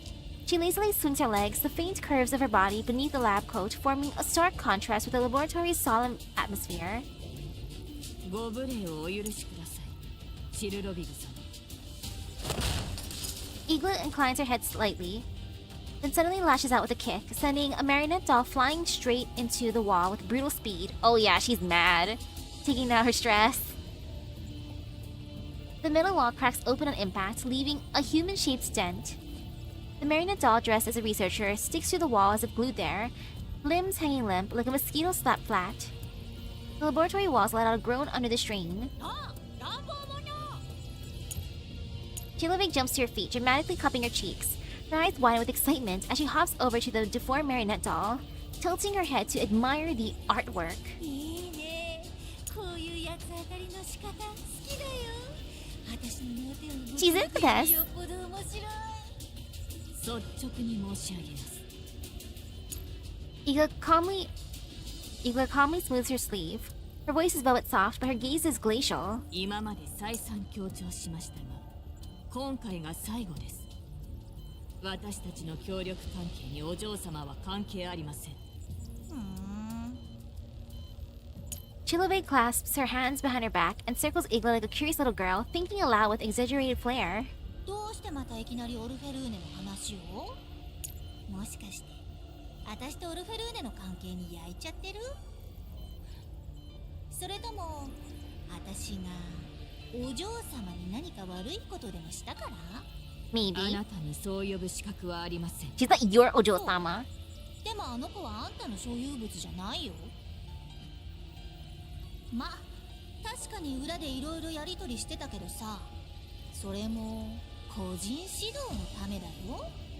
でもやっぱりあの子は可愛いからつい必要のないこともしてあげたくなっちゃうよね。何の話ですか？だから私もオルフェルーネの味方ってことだよ。 Helping, そ huh? れもこれも全部オレクのジジイが非軍事勢力管理局に尻尾振ったせいだからね。あいつはジラードグループをロレンに明け渡すつもりだよ。あたしもといパラデウスがジラードに協力したのは全部オルフェルーネの研 Make the 究のた Gerard め。 group great again. ついでにグループの再建もしてあげられたら万々歳。オレク様の思惑通りに進めば、あなた方との協力は一切中止されます。それ以上だよ。あの薄汚いハゲジジイ。保身のために私たちを売るつもりなんだよ。 She suddenly stops and hops onto the lab workbench, her legs swinging cheerfully in the air. だからイグラあんたを呼んだわけ。あのジジイと違って頭いいからね。あいつに成り代わって管理局からジラードグループをオルフェルーネと協力関係守ってほしいんだ。楽園計画明日からなんでしょ。あの子が10年もの間積み上げてきたものが壊されるのを見たくないでしょ。 Think about how sad Ojo-sama would be. Eagle makes no response. She walks off. She walks forward slowly. She stops in front of Chiloveg, inclines slightly, and gently places one hand on the surface of the workbench. The moment her hand makes contact, the surface lets out a faint groan and collapses. The entire workbench splits apart as if ripped by an invisible force, documents, instruments, and coffee cups spilling onto the floor in a chaotic avalanche. Aw, I want the coffee. Yet Eagle herself remains utterly still, without so much as a wrinkle in her clothes. この愚かで物質的な提案を飲む唯一の理由がお嬢様のためだということをお忘れなく。彼女を傷つけようものなら、あなたであろうとオレク様であろうと関係ありません。あのさ、もうちょっと頭を使ってよ、イグラちゃん。 Chilovig nimbly hops off the shattered workbench, clapping her hands together as a manic grin spreads across her face. 私がオルフェルーネに傷つけるわけないじゃん。オレクと管理局の密約をわざわざ教えてあげたんだよ。 Chilovig leans close to Igla, her lips almost brushing Igla's ear. あのジジイが守りたいのは自分だけ。お嬢様なんか最初からどうでもいい人なんだよ。 Igla tilts her head slightly and stares at Chilovig without expression. In the next instant, with a movement too fast to see, she grips Chilovig by the throat and lifts him to the air. Ooh, uppies! By the throat? 言われるまでもありません。 Igla's voice is ice cold. Her usual air of elegance has vanished entirely by now. たとえオレク様にお嬢様を裏切る意志がなくとも、お嬢様をお守りするのは私です。そうだよね。 Chilovig smacks Igla's wrist in surrender. When Igla releases her, she drops to the floor. だから一緒に楽園計画を完遂させることがジラードが返り咲く唯一のチャンスってわけ。オルフェルーネは頭が良くて勤勉で夢が大きいし、何より超可愛い。だからこそあの子の Most 計画 important に part, 必要不可 absolutely 欠なんだよ。 adorable. あんたが何百回私を殺したってそれは変わらない。それにもともとこれはあの子の研究だしね。どうあがいても無関係ではいられない。計画のために私があの子を傷つけるわけない。理解した？ I wouldn't hurt her, but 計 others, 画の成 maybe. 就はお嬢様の宿願です。それについて反論するつもりはありません。ただお嬢様は純粋な科学者であられます。彼女の研究はあなた方の道具ではありません。 Must protect Ojo-sama's smile. Perhaps swayed by Chilovig's words, Igla's hostility eases slightly, but when it comes to Orphelune, she yields not an inch. Chilovig rubs her throat. Rising to her toes, she peers up at Igla with an ominous gleam in her eyes. そうだね。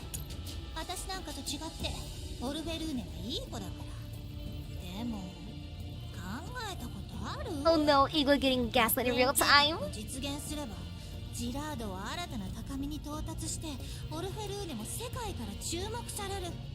そうなったらあの子の体に隠された秘密も知られちゃうかもね。 Igla's gaze turns icy once more at those words. Her posture remains flawless, only the tension in her jaw betrays the slightest ripple of emotion. その無礼な発言の趣旨がわかりません。はっきり言われたらいかがですか？私は事実を言っただけ。真相は隠されるから面白いんだよ。 I want candy now. Chilovig prances right up to Igla, looking up at the most powerful third gen doll with a smile both innocent and dangerous. この世にバレない秘密なんてない。パラデウスの知ってることは他の誰かにもいずれ知られる。気をつけてね。それは脅迫と捉えてもよろしいですか？ Igla's voice remains courteous, but her tone is chilling. Even the air in the laboratory seems to freeze under her words. 脅迫？そんなことしないって。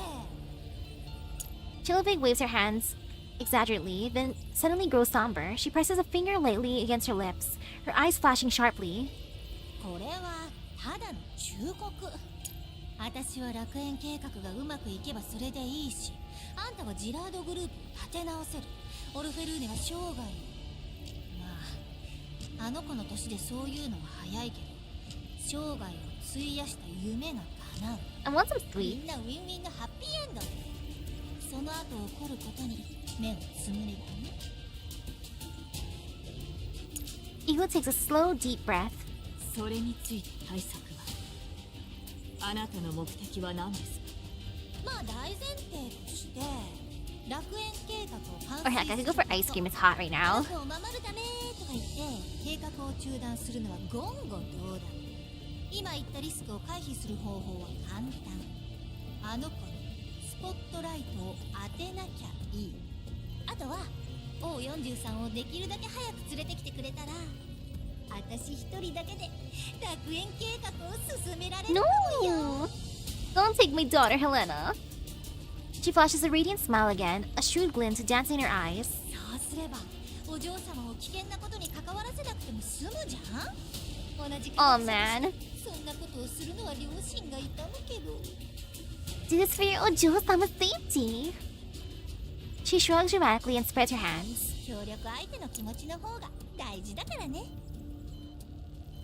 そんなことをしてあなたに何のメリットがあるというのですか？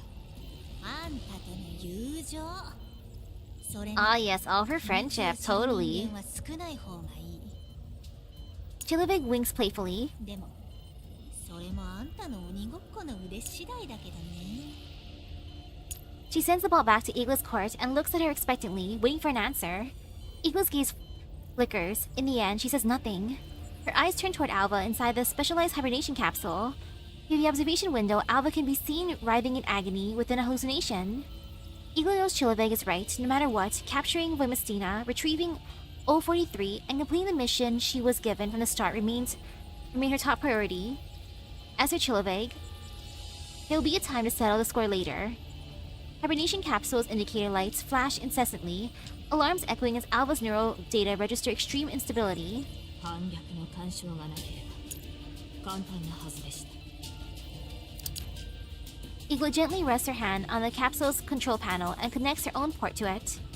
A moment later, she turns back to Chilovig and inclines her head slightly. O43 は連れ戻します。そのと一つだけ条件があります。必ず約束を Naked lab coat 守る is underrated. Which is why, tempting for a thumbnail for next time. Inside the capsule, Alva's body convulses violently, as if enduring unimaginable pain that intensifies further due to Igla's connection. Igla smooths the hem of her suit and walks toward the exit, her footsteps still calm and measured. おやおや。Chillovig watches Igla's receding back, then turns to Alba writhing in the capsule, her expression peculiar. 悪く思わないでね。本当はもっともっ I was planning to treat you と gently. だから。Sure, Chillovig. She sighs, then beams brightly again. Hopping back to her seat, she picks up a fresh cup of coffee and gazes at the hibernation capsule as though watching a performance. どうせ死 I ぬ wish I had coffee today. せいぜいデータを貢献してよ。アルバちゃん。 And I'm so excited to get my Skyhoshi's wake up juice. I gotta ask Dad to grind up the beans for me. I was gonna say crush the beans for me. I mean, technically grinding, crushing, same thing. Because I don't have my own coffee grinder. Embers, the world is a silent place, or I'll just eat the beans. I'll chew them out, spit them into the cup, add water, and then yum. Alva jolts awake, gasping for air, her body shaking violently like a drowning person finally breaking the surface. Sweat soaks through her clothes, clinging coldly to her skin, making her shiver. She looks down and stares blankly at her drenched clothing in disbelief. Something feels wrong, unmistakably wrong, yet she can't quite put a finger on what. She places a hand against her soaked chest, feeling her heart hammering violently, as if it's about to burst free from her ribcage. Its dull pounding echoing in her ears. Sweat? A heartbeat? She looks around in a daze and realizes she is sitting upright inside a train. When Mistina and Igla could likely crush the beans to make a coffee. Yum. Good thing I have Wemastina. The train is moving at high speed. Through the window, she can see it as crossing a desert. Yellow sand stretches endlessly in every direction. Fierce winds howl, whipping the sand in the air, blotting out the sky and turning the distant landscape into a hazy blur. The blazing sun scorches the earth, filling the air with dry heat as if trying to bake everything alive. The ground is caked and barren, with not a blade of grass in sight, a hopeless desolation, fissures crisscrossing the land like scars, speaking of utter death. The scene is painfully familiar to her. She has wandered aimlessly through a world like this for a full 10 years. Countless battles, countless clashes, all gradually forgotten in this contamination zone. 悪夢か。 When Messina's voice sounds beside her, breaking the howling silence, it is soft and calm, devoid of emotional fluctuation, almost like an inorganic synthesized electronic tone. When Messina is seated opposite of her, wielding a massive anti-material sniper rifle, even though the weapon's surface is rough and worn, it still reflects a harsh, piercing cold light. Alva remembers back when Voimastina first realized her specs no longer gave her an overwhelming advantage over everything. She sought many alternatives. This rifle was one of them. If the world wasn't at war, she'd make a good barista as long as you can ignore her tall stature. I mean, how tall is she? Even so, in the desolate world, even holding such a weapon, Voimastina's towering figure still looks so small compared to the desert outside. Insignificant, lonely, forlorn, as if forgotten by the world. Alva's lips are cracked. She opens her mouth and is startled by how hoarse her voice feels. She lifts a hand to her head and lets out a quiet sigh, trying to massage her temples to ease the stabbing pain. Only then does she notice her fingers trembling slightly, her palms thick with sweat. The sticky and stifling sensation is deeply uncomfortable. She takes a deep breath to steady herself, but ends up inhaling more dust, triggering a violent coughing fit. The image of Ange being swallowed by the tide of Elids refuses to leave her mind, replying again and again, tormenting her. And then there's RPK-16.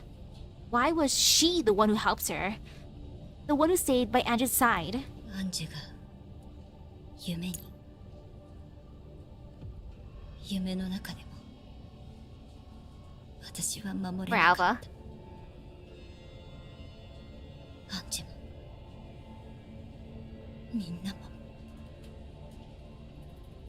Her trembling voice, filled with pain and guilt, breaks through as though she might cry at any second. Whenever Alva thinks of Angelia, an indescribable sorrow surges in her heart. It's like being stabbed by a blade. Every time she looks back and remembers the first time they lost Angelia, she can't help but wonder if only she'd been more perceptive and discovered the problem sooner. If only she had done a better job at protecting AK-12 so that she hadn't missed that decisive battle. If only. If only she'd been stronger.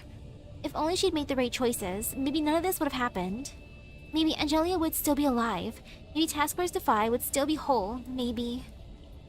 but there are no maybes. Alva knows this. She knows it all too well. In this world, there are no maybes. ごめん。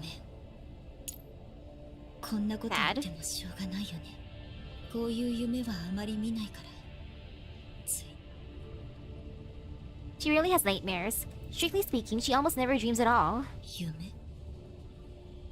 私が？ That's right, she's just a doll. No matter how human-like she seems, she's still a doll. Can manage chilling out somewhere while Alva's getting tortured and fighting for her life. No! Dolls do not die, nor do they have heartbeats or nightmares. They do not sweat either. She stares blankly at her sweaty, sticky hand, her thoughts momentarily unraveling. よくわかってるじゃないか。 As Alva freezes in confusion, AK-15 suddenly speaks, her voice cutting cleanly through her thoughts. Her tone is completely different from before, cold and sharp, as if she'd become someone else. AK-15 It's an imposter! アンジェの死もパラデウスの暴虐もそして私たちがここまで落ちぶれたのはお前のせいだお前が無能だからだ Alva's head jerks up as she stares wide-eyed at AK-15, who is now on her feet, looming over her, gazing down ruthlessly. Alva's pupils constrict in shock. Lies, I've seen enough fan art to know the dolls do that. She can't believe her ears. She even wonders if she's still dreaming, or if she's fallen into another hallucination. Hallucination? これはセカンダリレベルの幻覚だ。また言い訳か As AK-15 looks at the shaken Alva, a smile, so derisive, is utterly out of character, appears on her face. アンジェがいなくなってから私たちは何をしてきた来る日も来る日もパラデウスに何の戦略的意義もない破壊工作を繰り返してばかりそれで何かが変わったか10年経った今奴らは依然存在している基地を一つ潰しても新たに二つ作られる私たちのしてきたことに何の意味がある Raising higher and higher, AK-15's voice trembles with rage, hatred, and despair. Even as Alva keeps telling herself that this is only hallucination, her will still threatens to buckle. どれだけの犠牲を払おうと奴らを根絶することはできなかったこのままでは機能停止するまで無意な日々を過ごすだけだ何の意味がある AK-15's voice has turned into a roar. Her words crash through the silent desert like a thunderclap. いや最初から意味などなかったんだこの終わりのないループに陥ったのは他でもないアルバお前のせいだ No! Alva covers her ears and screams in agony. She wants to run or fight, but she can do neither. She can't move. Her body feels nailed to the ground, heavy as lead, utterly immobile. An inexplicable terror envelops her, pinning her in place. A hallucination? Why is she so certain that this is a hallucination? Who's to say that the real Womastina doesn't have such thoughts? At that moment, AK-15 suddenly begins to move. Her movements are slow, stiff, like a marionette pulled by invisible strings, or a rusted machine that squeaks and groans with every motion. As she leans in closer, her face begins to change. As it twists and distorts, her features blur like a sketch rubbed away by an eraser. Terrifying. Her eyes hollow out until they become black voids that seem to swallow everything. Okay, that's cursed. Her mouth stretches into a grotesque grin. Oh no! Like a wild beast, she bares sharp fangs, sending chills down Alva's spine. That isn't AK-15. It is herself. 私の言っていること本当は認めているんでしょうなぜなら全部事実だから Alva was the imposter all あなたが along. ずっと思ってきた事実 The Alva before her reaches out and grips her throat. With her airway cut off, suffocating panic floods Alva's mind. The world before her gradually darkens. Is this how it ends? Ooh! The train horn suddenly blares. The train lurches and rapidly slows, and the Alva before her loses balance, releasing her grip. At the same time, a burly figure slams into Alva, sending her flying. The train screeches to a halt. Rows of doors click and slide open on both sides of the carriage. As Alva clutches her throat and coughs, Womastina yanks her up from the seat. 行け Thanks, Womastina. She shoves Alva out of the train. Behind them, furious roars echo from within the carriage. The doppelganger Alva is now covered in grotesque scars, and it crisscrosses her face like countless knife wounds. Hideous beyond words. Her bloodshot and bulging eyes, ew! Filled with hatred and rage, lock into Alva as if she wants to devour her alive. When Messina turns to face the doppelganger, she glances back at Alva one last time, then strides into the carriage and swings her fist at the grotesque doll. No! Then Alva begins to rupture and split apart into waves of elids crashing to the ground, snarling as they surge toward her. Alva feels her breathing quicken, but she must stay calm. She must not be deceived by the illusion. She must not let her emotions take control. She has to find the flaw in the hallucination if she wants to escape. She takes a deep breath and grips the gun in her hand tightly, feeling the cold solidity of the weapon, forcing her emotions back under control. The train doors close and the train begins to move again, carrying away Voimastina and the grotesque Alva, while a tide of elids that is still outside rushes toward her. This is the battle she cannot afford to lose. If she loses, she'll be trapped in this illusion forever, never escaping, forever living in pain and self-blame, with no chance of redemption. You got this, Alva! It's your fault. It's all your fault! Oh, it's all Alva! It's only Alva!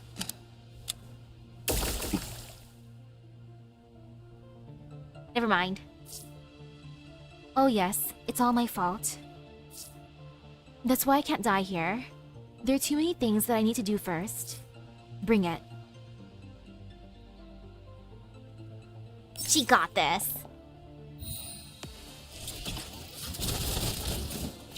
Oh yeah, besides the Tomato Emperor doll, I'm excited to get a little plushie of Robella and Soppo. They should be getting here by next week. Alva opens her eyes. She's sitting on a vast desert, or in a vast desert. Some distance away, the howls of an Elid horde foretell the imminent battle, and just when she's about to run out of ammo, Angelia will come to her rescue. She just has to accept the fact that she will never be able to pull Angelia into the train. She will be ushered into the train by RPK-16, then expelled from the same train by AK-15, only to start waiting for Angelia's arrival again. How many times has she repeated the cycle? Alva had lost count. She recalls what AK-15 just said.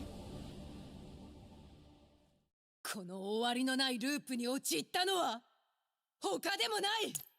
アルバ、お前のせいだ。 Sad. She lowers her head. What she's experiencing here is exactly the same as what she's been doing in the past 10 years, going in an endless circle in a place that defies description. Together with the hulking doll, they have wiped out Paradise again and again whenever it appears in their sights. Yet as time goes on, the intelligence they receive leads them to a desperate conclusion. Paradise is reviving in some form, and that revival is accelerating. With her assistance and the support of their former comrades, Alva and Voimastina have both grown significantly in strength. But even so, the day they can fulfill their former leader's wish seems to be drifting farther and farther away. This place is both a nightmare and a reenactment of reality. Alva opens her palm, which reveals a small cube. That cube appeared in her hand when she got off the train for the first time. Alva peers at the glowing cube, yet still shakes her head. Even if this is only a nightmare, Angelia's appearance has given Alva second thoughts. But she knows she can no longer hesitate. Something has to change, Alva thinks. After a brief pause, she touches the cube with her fingertips. The cube emits a faint glow. A blurry figure gradually takes shape in front of her. どうしたのアルバ She seems happy. AK-12 Alva stares blankly at the familiar yet somehow distant face. It has been 10 years since she last saw her in this form. まさかこんな時まであなたに頼ることになるなんて私のことが意外でもここにあるものは全部あなたが作り出したのよ AK-12 casually looks around before letting her gaze settle back on Alva. 私がいるとあなたの防壁は脆弱になる本当にいいの Yeah, when Messina has to punch people, she just has to yell at them.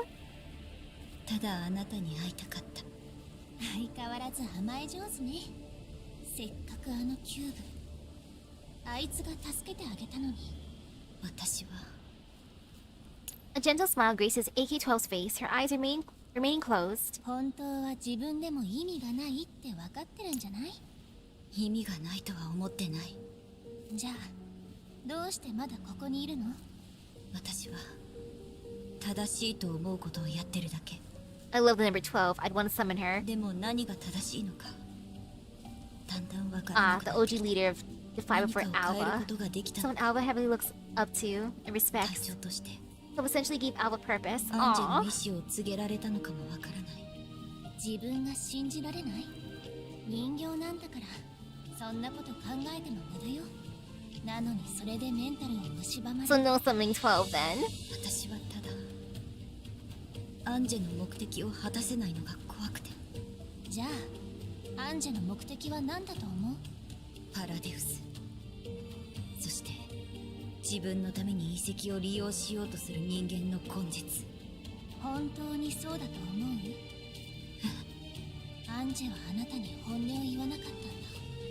あるいはあなたの一方的な願望かもね。アンジェは失敗の決まった道で倒れた。なのにあなたたちは今 Oh, もそ 12 will の後を eventually be 追っている。 pullable on GFL2. 彼女は叶うあてもない Oh, ほど perfect 壮 then. I 大 will すぎ summon る her. 理想を抱き、それを受け継いだ者は理想の中身すら知らない。 So right now, I want to summon Sextons. I've been saving up a bit. その光の下 I already lost the 50-50 last time, so I'm guaranteed her. あなたたちもそこから落ちるつ And も then り。 afterwards, I really need Sopo. I will get 何も変わら Sopo. なかったのに。どうして She will eat 私 all が my 今 Doritos. ここであなたの話を聞いてるかわかる？どうして？あなたの言ったことは全て私の本心だから。 The smiling AK-12 gradually turns into Alva. Everyone was Alva. そして同時に私が克服すべき弱点でもある。アンジェがどうして諦めなかったのかずっと考えてた。私はアンジェの言葉を思い出したの。もし人生が徒労に終わる定めとしてあがく意味はどこにあるのかしら。今の私じゃまだ答えは出せない。多分アンジェも同じ疑問を自分に投げ続けてきたんだと思う。そしてアンジェの答えはその答えを一生かけて探す。そう、希望が見えなくても変わる日まで Just keep 進まなくちゃい moving けないの。確かに私はアンジェの本当の理想がわからない。でも私が It is only Alva here. 私たちが諦めさえしなければ彼女の意志を Only 生き Albas. 続ける、抗い続けることが反逆の誓いだから。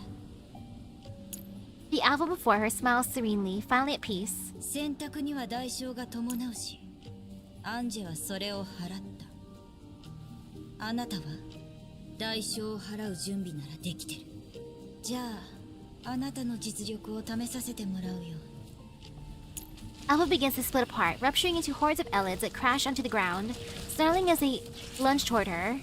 But now Alva's no longer stricken with panic. She simply tightens the grip on her grip and raises her weapon, aiming at the Alva before her. 時間をかけすぎた。後でゴイマシティに謝らないと。何があって私は進み続けるしかない。そうですよね、アンジェ。想定通り Great job, Alva. 本当はもう少し。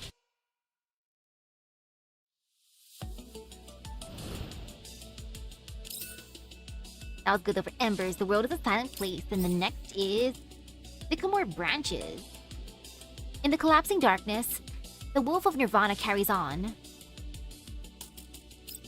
Yo, Wolf of Nirvana would make a cool band name if it isn't already one.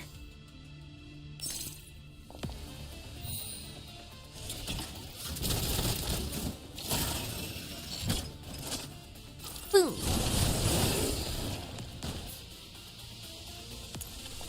Okay, just a bit more. It's fine. Just gotta be patient. This is fine. Yo, enemies. Enemies. Okay, turn 2. Which means they should be here by now. Enemy? Oh. Wait, what?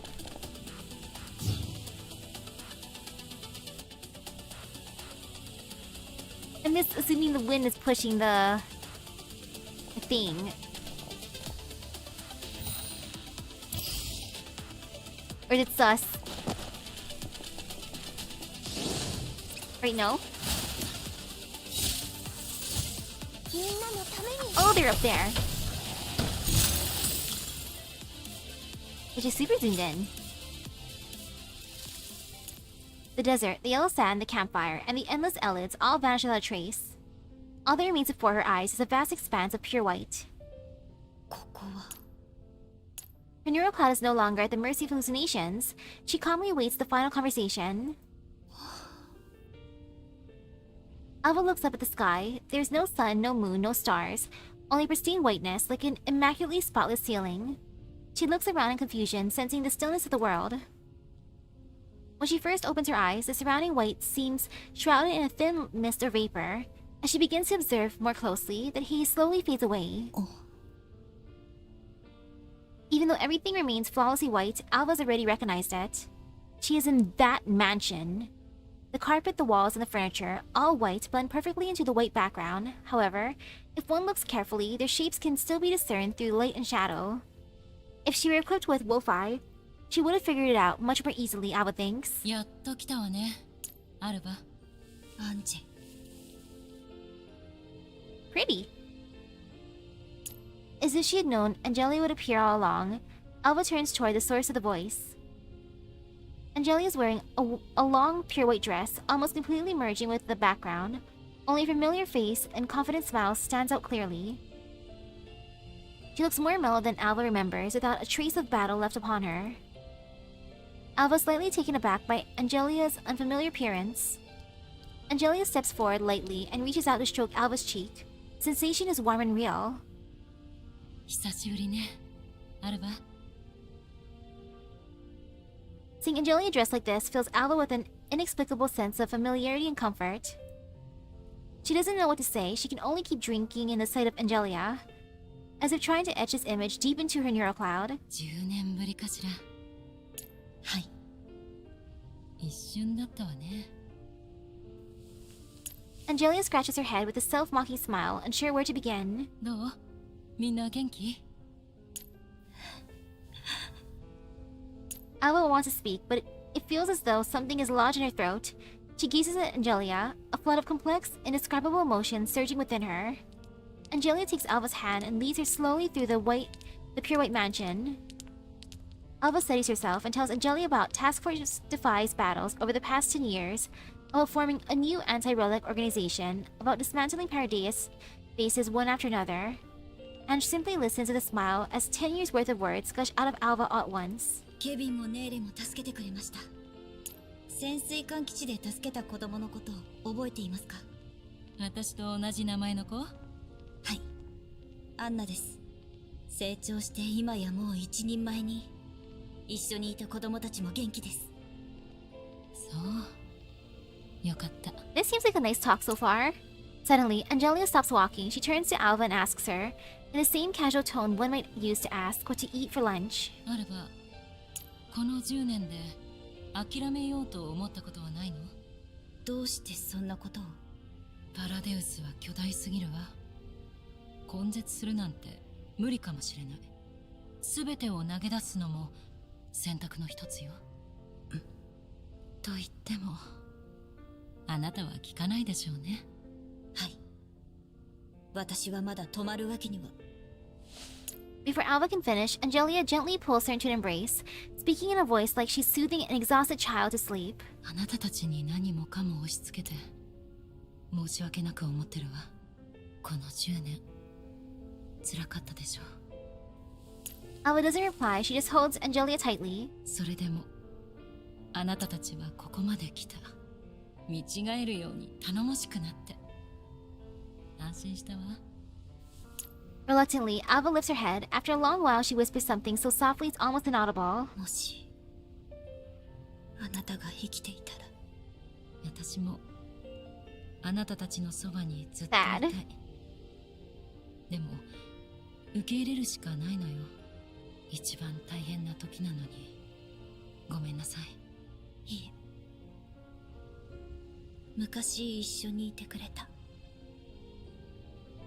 それだけで十分です。そう。でもいつまでも私を引きずらないで。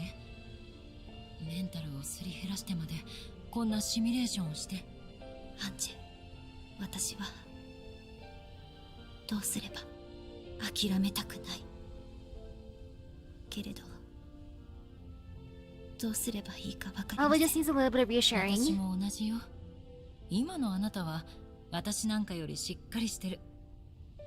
あの時の私も同じぐらいしっかりしてたらこんなことには。冗談よ。アンジェ。でも一つだけ忠告させて。忠告？私の影を追わずに自分が正しいと思ったことをして、私と同じことに執着するのが Do 意 the right 志を継ぐことじゃない。自分だけの目標を探して。私の目標。昔と同じことをすればいい。この10年たくさんの人を救ってきたんでしょ。そのためにしたこと後悔していない？するわけがないよ。なら救い続けなさい。あなたの力で。答えが見つかるその日まで。大丈夫、きっと見つかるわ。私たちはそうやって進んできたじゃない。 Every time you see the scene isn't getting easier.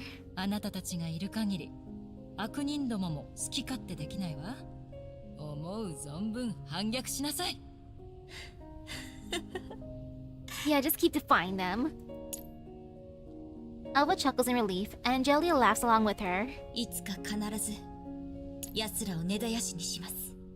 ねえ、楽しみにしているわ。Angelia stretches, walks a few steps forward, and turns back to look at Alba. そろそろね。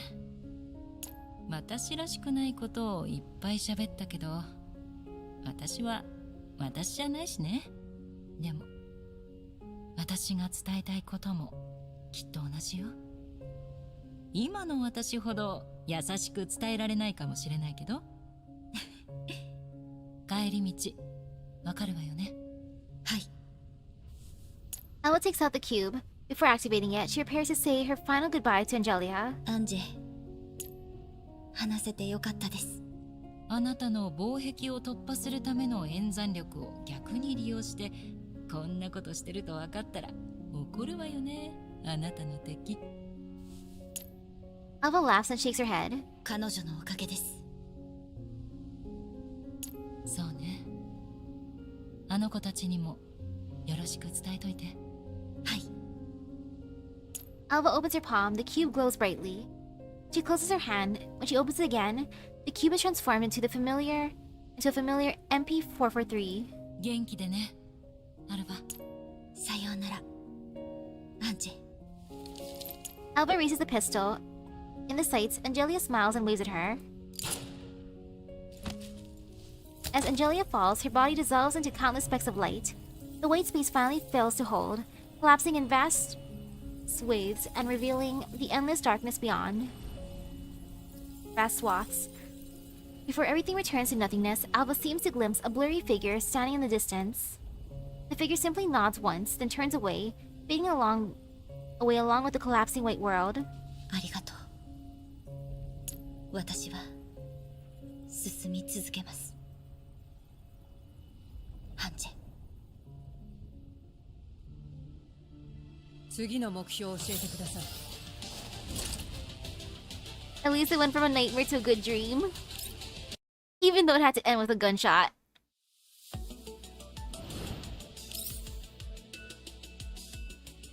Goodbye to a good commander and old friend. Magnum opus. If even our ambitions do not align, then how long can we remain comrades? Oh no, what's gonna happen here? The familiar hum echoes in her ears, the sounds of countless instruments and machines interweave into an endless industrial symphony. Inside the hibernation capsule, the cold touch of metal presses in from all sides, binding Alva tightly and leaving her unable to move. Alva slowly opens her eyes. Good morning, Alva. Her vision shifts from a blur to clarity. The scene before her is no different from before. She's in the same narrow, specially designed capsule, with the same busy marionette doll researchers milling about outside. And through the observation window, legs crossed as she perches on a high stool, is Chilveg. Aw, she put her clothes back on. Chilveg springs up exaggeratedly and scampers through the observation window, pressing her entire face against the glass.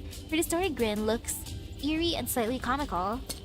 She taps the glass with a finger, as if knocking on a fish tank. She suddenly falls back a step, cupping her face with one hand, eyes wide.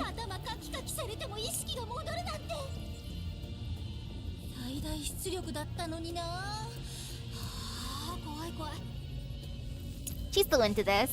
She's like, wow, Alva, you truly are my Oshi. Chilveg spins as she talks, making a little gesture beside her temple to convey how mind-blowing she finds the situation. Then abruptly freezes. She bends down and presses her face close to the window again.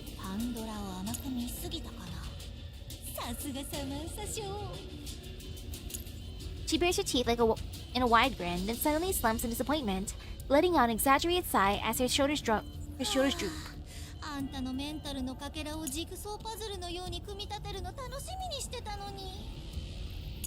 She traces shapes in the air as if assembling an imaginary jigsaw.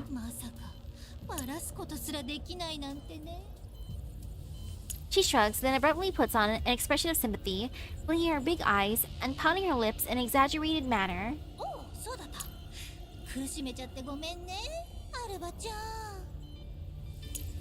She strikes an over-the-top pose in apology, right hand to her chest, left hand drawing circles in the air.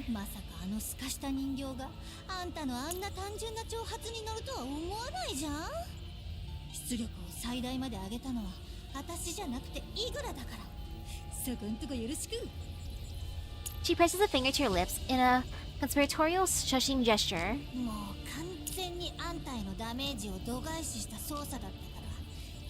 Yeah, totally scared out of your mind, huh?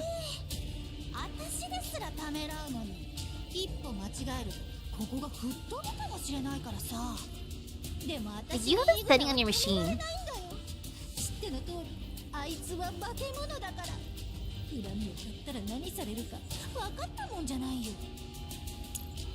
She makes a throat-slitting gesture, sticks out her tongue, then breaks into giggles. Alva merely watches her manic display in silence, her eyes utterly flat. Maybe. Chilveg suddenly stops and lightly smacks her own cheeks, as if admonishing herself. She smiles sweetly, licking her lips as her tone suddenly becomes low and enticing.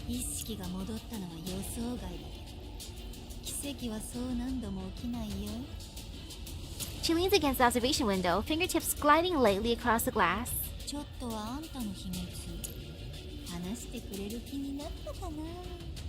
No. She tilts her head, her voice almost coquettish, yet a dangerous glint shines in her eyes. Alva doesn't answer right away, even though she senses that she has regained the ability to speak, whether because her condition has improved or because Chilveg has disabled some restrictions, she doesn't know. Regardless, she simply stares at Chilveg.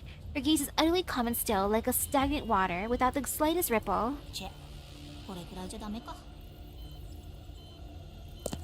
Chilveg pouts and stomps her foot like a child denied candy. Then her expression rapidly shifts. She leans close to the glass, a cruel smile spreading across her face.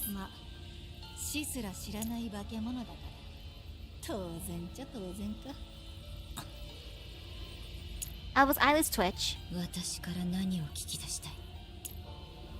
ボイマスティナと王43の居場所なら今やお前たちの方が詳しいはず。反逆正体についてならパラデウスはすでに十分把握しているはずだ。お前たちと違って私たちは正々堂々表で動いているからな。なんなん、勘違いだぞ。Chilveg wags her finger and prances away. そういうのはイグラしか興味ないから。 Oh, I wonder what she wants. Maybe she's gonna be like, Alva, tell me your favorite color. What's your favorite drink? What's your favorite food? 仲間じゃないのか。ちょっと違うかな。私たちはただ利害が一致しているだけ。ナゲットとポテトはセットで出てくるでしょ。 I wonder who's the pizza and who's the ちょっと違う cola. か。まあそんなもん。 She wags her finger like a strict teacher, even though the analogy might have as well come from a child. てなわけだから仲間じゃないね。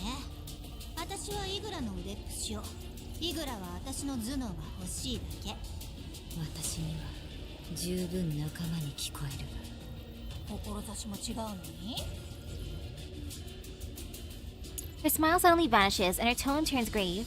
反逆正体は利害の一致で集まったわけ。 Alva lifts her head slightly. Since their encounter at the base, this is the first time she truly meets Chilovig's eyes. じゃあお前の志は何だ。 Chilovig snaps her fingers lightly, and her grin reappears. With a gesture, the marionette researchers bustling around the lab all freeze, turn, and stare at Alva with hollow eyes. They stand in perfect unison, like soldiers awaiting orders, silently watching her, an oppressive presence. Chilovig slowly walks back to the observation window, her voice dripping with temptation. 私は喋るの好きだし、いろいろ知ってるけど、あんたたち反逆正体のことはまだよく分かってないんだよね。あんたたちがパラデウスに対して変質的とも言える恨みを抱いているのは分かる。でもその理由が分からないし、知りたい。 Her tone grows somber, and the fanatic light blazes in her eyes. パラデウスのやろうとしていることは現人類が到底たどり着けない領域なんだよ。 She throws her arms wide as if embracing the entire world. 生命の神秘、進化の奇跡、まるで魔法のようだけど科学そのものなんだ。 Her eyes gleam as she stares into empty space. その過程にわずかな犠牲があっても結果オーライならどうでもよくない？ケーキを作るのだって卵を割らないといけないし。 Just like breaking a cake or baking a cake. She mimes cracking eggs and then lifts her hands as if presenting an invisible cake. Yummy, munch munch. 人類を次のステップに導いて新たな世界を作るんだよ。 She pauses, her tone softening like she's speaking to a lost child, though the fervor in her eyes remains. そしてアルバちゃん、あんたはその世界の一員になれる。これだけ計り知れない潜在能力とメンタルを持ちながら古びた体と無意味な恨みにとらわれちゃって惜しいよ。本当に惜しい。 What a waste. Chilovig theatrically wipes away non-existent tears, lamenting Alva's incomprehensible choice. チャンスをあげる。過去から抜け出して未来へ進むチャンス。 She wants to poach Alva. 私と手を組んでくれたらあんたが絶対に叶えたい願いを叶えてあげよう。願い。 Like, I'm gonna break up Igla. I want you, Alva. ただーん、あんたたちのかつての指揮官アンジェリアを生き返らせちゃうぞ。 She drags out each syllable, her voice tantalizing. At the sound of Angelia's name, Alva's pupils contract sharply. 私が生き返るとこ見たでしょ。しかも2度もだよ。 She grins as she mimes, clawing her way out of a grave. 10年経っちゃったけどアンジェリアの人格データはパラデウスのデータベースにあるから大丈夫。他のメンバーはどうでもいい。あんたさえうなずいてくれればアンジェリアはすぐにでも帰ってくるよ。私の知る I 限 only り care だ about と you, Alva. 彼女の死がパラデウスへの恨みの根源だからね。どう？これ以上ないウィンウィンだと思わない？ Chilovig sways smugly, watching Alva's reaction, convinced she struck her weakness. 本当にできるのか。 Chilovig's eyes light up, a satisfied smile spreading across her face. もちろんこのチルロビグに二言はないよ。 She places one hand over her heart and reaches the other high in solemn oath. そんな保証はどこにある。王43を手に入れるための嘘とも考えられる。お前とイグラの会話は聞いていた。楽園計画の完遂がお前たち共通の目的。それより私を引き入れる方を優先するのか。 Alva's voice trembles slightly, but she tries to keep it steady. She peers at Chilovig with a mix of hope and doubt, waiting for an answer, seeking confirmation that the woman before her is telling the truth. Chilovig slaps her thigh and bursts into exaggerated laughter. 私を誰だと思ってんのさ。マルチタスクくらい余裕。あんたを味方につけることも楽園計画を進めることも同時にできるんだから。楽園計画の実態は何だ。へえ、そんなに知りたい？ She arches an eyebrow, leaning forward as if sharing a grand secret.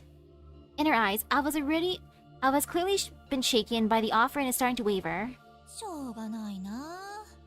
じゃあちょっとだけ。She steps closer to the observation window, lowering her voice. 楽園計画は人類に変革をもたらす計画。蝶を誘うある花を使って前人未到の新世界へ。戦争も病も痛みもなく幸福と永劫だけがある世界へ訪れる。 She spreads her arms and closes her eyes as if already seeing it. 誰もが肉体から解き放たれ永遠の命を得られて、誰もが夢を叶えられる無限の可能性を秘め It た世 sounds 界。 nice, それを叶える鍵として花が必要なん but だよ also ね。 sus as heck. Her eyes snap open and blaze with a fanatic light. She's revealed another new term, E. 分かってくれた？そろそろ答えを聞かせてほしいな。 Chilovig smiles faintly, tossing the key toward Alva. She doesn't notice that while she was busy making her impassioned speech, Alva's gaze has already grown cold. The faint hesitation has vanished completely, leaving only scorn and fury. それはまた随分と偉大だな。だから王43を利用して遺跡の扉を開くつもりか。モルスカヤズビズダーを小型化したものを作ったのか。どうりで大量のコーラプス粒子が必要なわけだ。遺跡の作り出すあの空間、何に使うつもりだ。 Alva's rapid-fire questions catch Chilovig completely off guard. あんた。は、どうしてそれを知ってるわけ？ Chilovig's smile freezes, shock and anger flashing across her face. She rushes to her terminal, only to discover the central system's firewall has already completely failed. That's when it dawns on her. Alva has infiltrated the servers. She may have read all the classified data. バカにしてる！ Her voice turns sharp, her sweet smile twisting into something grotesque. どうやらお前は自分が思うほど頭は良くないよ。 Jokes on you, Chilovig. 私が何のためにここに来たと思ってる。 This time, it is Alva whose voice is dripping with open mockery. だがお前は一つだけ正しいことを言った。お前なんか小に遠く及ばない。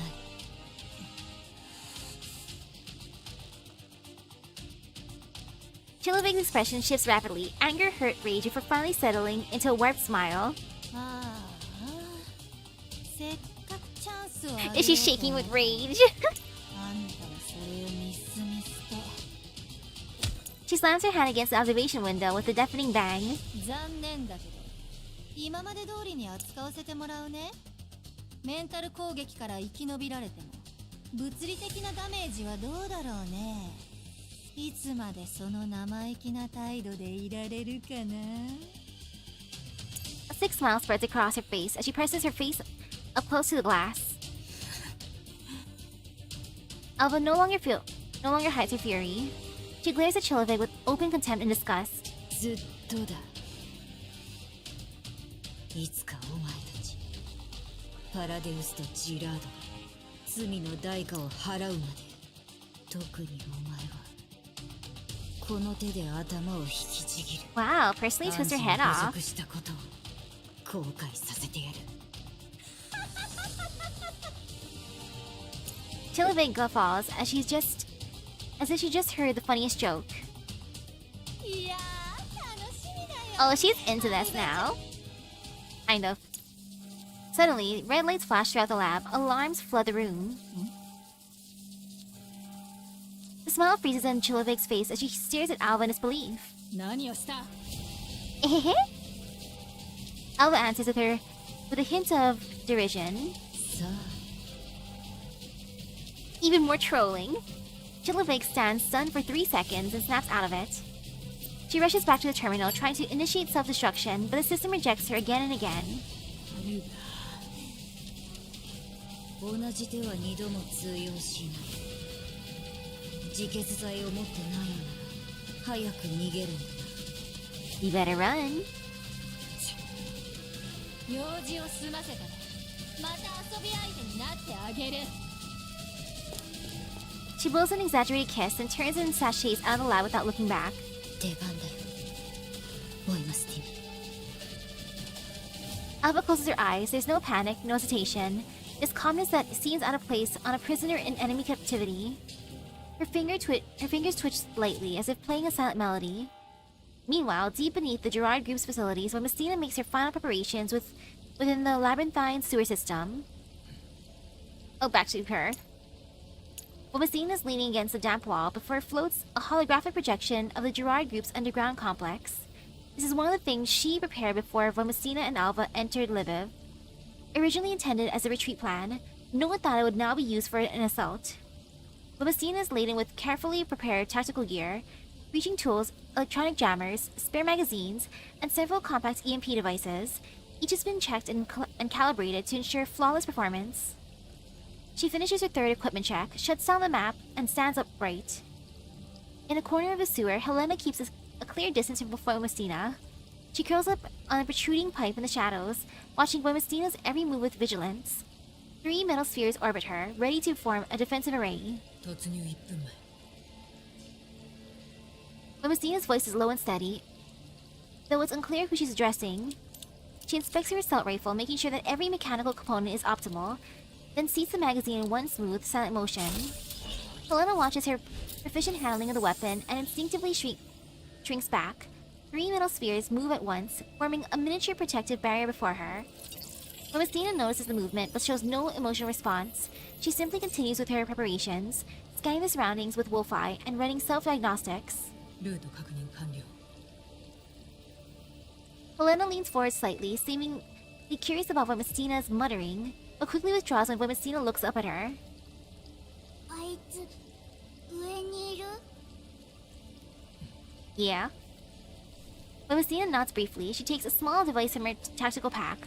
After a moment of hesitation, she sets it on the ground between herself and Helena without moving closer. ジャミング装置だいざという時に押せ Helena stares at the device but does not reach for it. One of her metal spheres glides over, lightly prods it as if checking for danger, then carefully carries it back to her.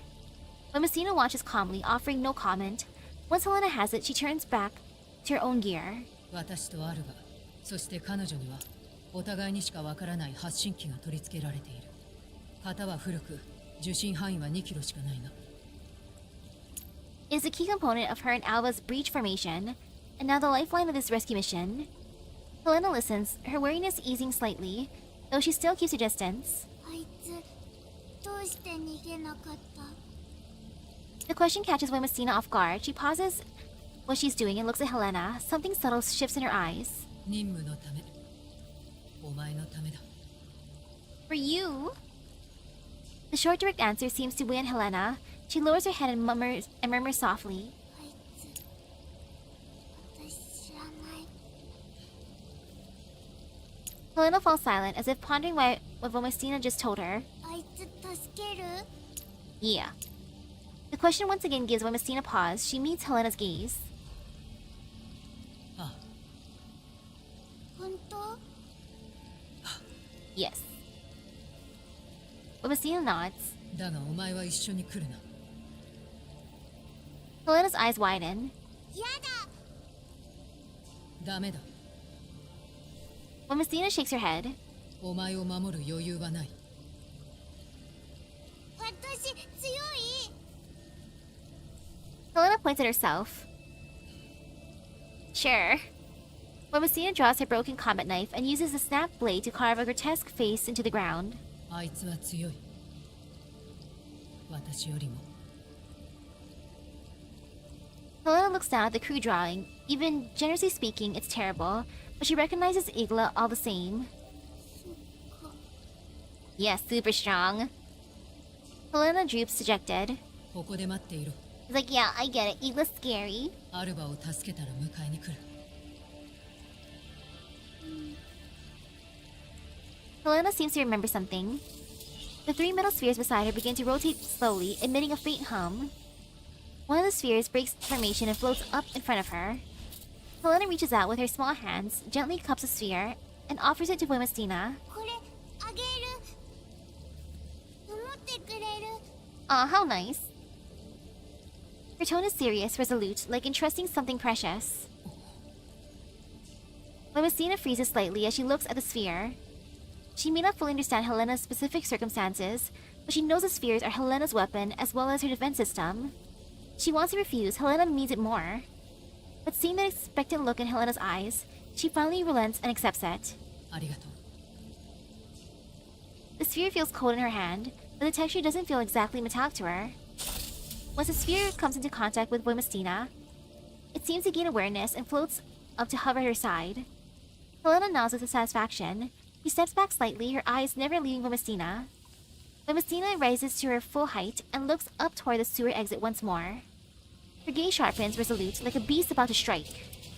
She takes a deep breath and rolls her shoulders. Her joints crackle softly. She is ready. No one will stop her. Whoosh! She launches upward like a battering ram, smashing through the metal grate in an instant.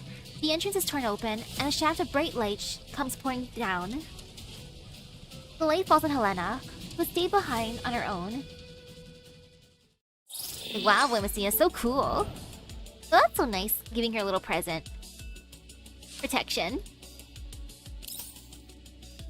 Now for Tabula Smaragdina, whatever that is. Just like what they've always done.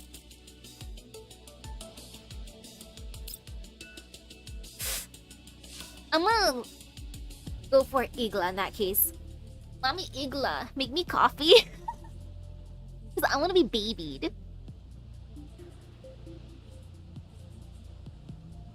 The evil corporal naval scientist can't be this cute. The name of a wonderful light novel. I'm in. Now syncing the security system layout.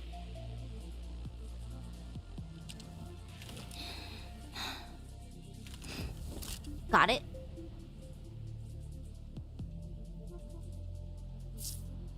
Coordinates shared. Copy that. Wait for me. Wemesina's got this. She'll get there in no time.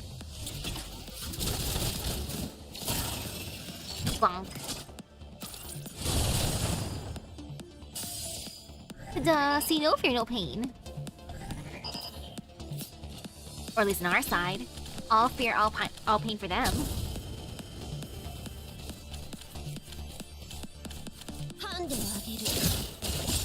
Stretch. Yay.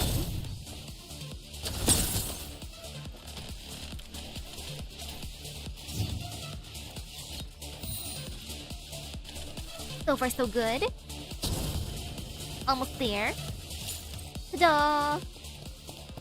Rapid heavy footsteps echo through the empty corridor. If not for Alba's signal guiding her, Wemesina would never have discovered the secret Perdeus laboratory hidden inside this glossy, immaculate building. She can't find, nor does she bother to look for, the switch to any hidden door. After confirming the location, she simply smashes through the wall with brute force, revealing the dark passage beyond. Helena's metal sphere follows closely behind. It emits a beam of blue light to scan the passage for traps and surveillance devices. Then it precisely fires several jamming pulses that cripple the electronics along the way. Very useful. Bang.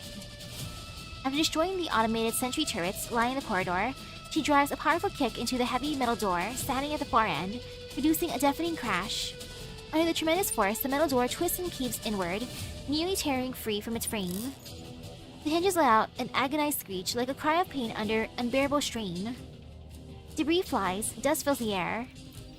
As the door finally collapses completely, Voimistina's figure appears in the laboratory entrance like an unscalable mountain. She takes out the busy marionette doll researchers, the complex instruments and machinery, but in the end her gaze settles on the specially designed hibernation capsule. Even without confirming the signal, she knows that Alva's in there. Likewise, despite being trapped inside the capsule, Alva's aware of Voimistina's arrival. Her voice coming from within the capsule sounds weak, utterly different from when she confronted Chilbeg earlier. Weak but unmistakably clear. More importantly, there's an air of inevitability in her tone, as if everything has unfolded exactly as she calculated. The moment Voimistina steps into the lab, the once busy marionette dolls abruptly turn toward her in unison, their eyes glowing a terrifying red. Blades and firearms extend from hands once used for research and with a whoosh. In the very next second, they all lunge at Voimistina together.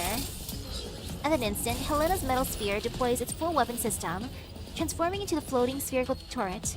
Precise energy beams fire from multiple angles, striking key points on several marionette dolls and opening a path for Voimistina. Crack. These dolls are even stronger than the guards outside. A blade hacks into Voimistina's frame, carving a deep wound. Ouch! Voimistina pays it no mind. She grabs one of them and yanks hard, tearing off the arm with a polymer vibration blade attached to it. Without a single pause, she swings a severed limb like a weapon. Terrifying! Bang! The limb slams into another doll's head with tremendous force. Its skull explodes instantly, electronic components and oil spraying everywhere. Voimistina's movements are clean, decisive, and packed with raw power. In the next moment, she has already closed in on the remaining dolls. Bang bang bang! Weapons extended from their arms fire continuously. Bullets rain down Voimistina, sending sparks flying violently across her frame. Yet she seems unfazed, her steps never slowing. Soon, only one figure remains standing in the laboratory. She stands amid the wreckage, her body splattered with synthetic blood and machine oil. Strong as she may be, Voimistina is still covered in wounds.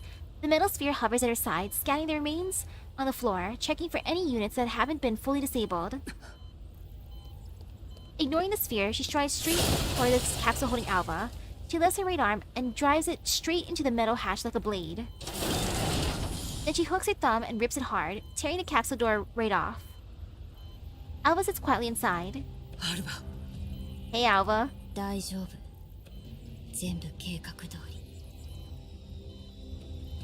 Her voice is still soft, but her eyes are razor sharp and fully alert. Voimistina lowers her gaze into the cables and restraints binding Alva's frame. Having fought her way here with sheer violence, she now becomes careful and precise, slowly removing each restraint. No brute force for that. The torn cables, still sparking, silently testify to the torment Alva endured while imprisoned. Wires snap with crackling pops, sending sparks flying. Restraints tear loose with ripping hisses, falling to the floor. Soon Alva's completely free. The moment she regains her freedom, she stands up on her own without waiting for Voimistina's help. No greetings, no visible relief, she just gently pushes Voimistina aside and walks straight toward the terminal at the center of the lab. Her objective is crystal clear, as if every step has long been planned. At this moment, Alva looks less like a rescued captive and more like an operative who has finally reached her target. Alva extracts an auxiliary digit from her hand, then draws a data cable from the back of her neck and plugs it directly into the terminal. The motion is fluid, nothing like someone who just survived an almost lethal neural attack, and far more like a hunter finally lunging for her prey. So professional. Yeah, she's gonna stay there. Alva frowns slightly with some concern. Voimistina keeps her eyes on Alva, running rapid diagnostics with her wolf eye. Once she confirms that there's no severe damage, the tension in her body eases almost imperceptibly. She then scans the room and locates the equipment stripped from Alva. Alva says nothing, her eyes are already flashing once more with a cascading green data streams. Having retrieved Alva's gear, she moves to her side and re-equips everything piece by piece as Alva focuses on copying data. At the same time, she points at the hovering metal sphere Helena gave her, indicating that it can serve as a communicator.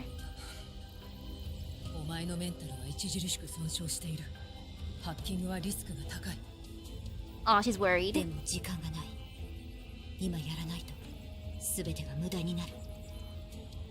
楽園計画の実態についても少しつかむことができた。でもまだまだ情報が足りない。 Like, understandable. それと Something else, eh? アンジェの人格データがパラデウスのデータベースに残されていた。 All that. 誰にもアンジェの眠りを邪魔させない。 Alva doesn't turn her head. Even as Voimosina finishes helping her gear up, she remains fully focused on the terminal. イグラが戻ってくる前にできるだけデータをダウンロードしないと。やっぱり私たちはパラデウスについてあまりにも知らなすぎる。侵入してからここにたどり着くまで2分42秒費やした。そろそろ敵が来るだろう。今撤退しないと苦戦する。分かってる。 Alva doesn't waver. On the monitor before her, the data scroll mirrors her flashing eyes. ここのデータを持ち出すことができれば素体が破壊されてもお釣りが来る。分かった。 Voimosina nods, no longer objecting. She heads toward the lab entrance that she has wrecked, crouches down, and begins setting traps. Alarms continue to wail throughout the lab and corridors. Amid flashing red lights and piercing sirens, Voimosina and Alva work in silence, swiftly assuring their respective roles. Even after completing every preparation she can, Voimosina says nothing more. She simply positions herself behind Alva and stands guard. She'll protect Alva and fight for her decisions. In turn, Alva handles everything else, pointing Voimosina toward the path forward. Just as it's always been. Aw. 戦場は片付いた。 Always been, huh? よくやったな。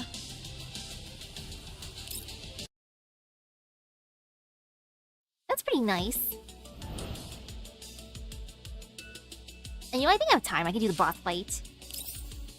Peacock's Tale. The experiment is not inconclusive, and the story is not yet over. And then, next time for the finale. And then starting part 2. Inside the laboratory, aside from the shrill alarm looping endlessly, the only sounds are the low hum of operating machinery and the soft tapping of Alva's fingers striking the keyboard. On the screen, a progress bar crawls forward at an agonizing pace, as if racing against time itself. Every second seems unbearably long.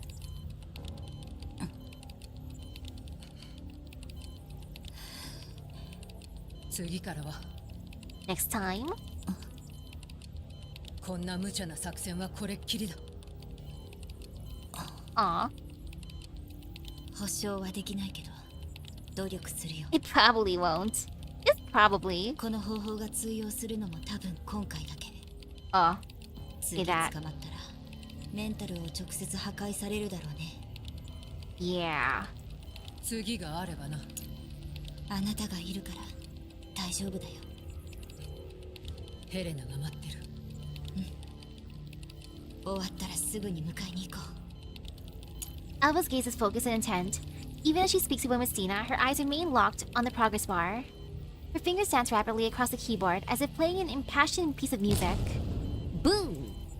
Suddenly, at this critical moment, a thunderous explosion erupts from outside the door, so loud it drowns out even the blaring alarm. The laboratory walls shudder as if struck by an earthquake. Igla, is it you? Alva's hands pause for less than half a second before calmly resuming their work. Unlike last time, Alva did not give Chillabeg a chance to self-destruct.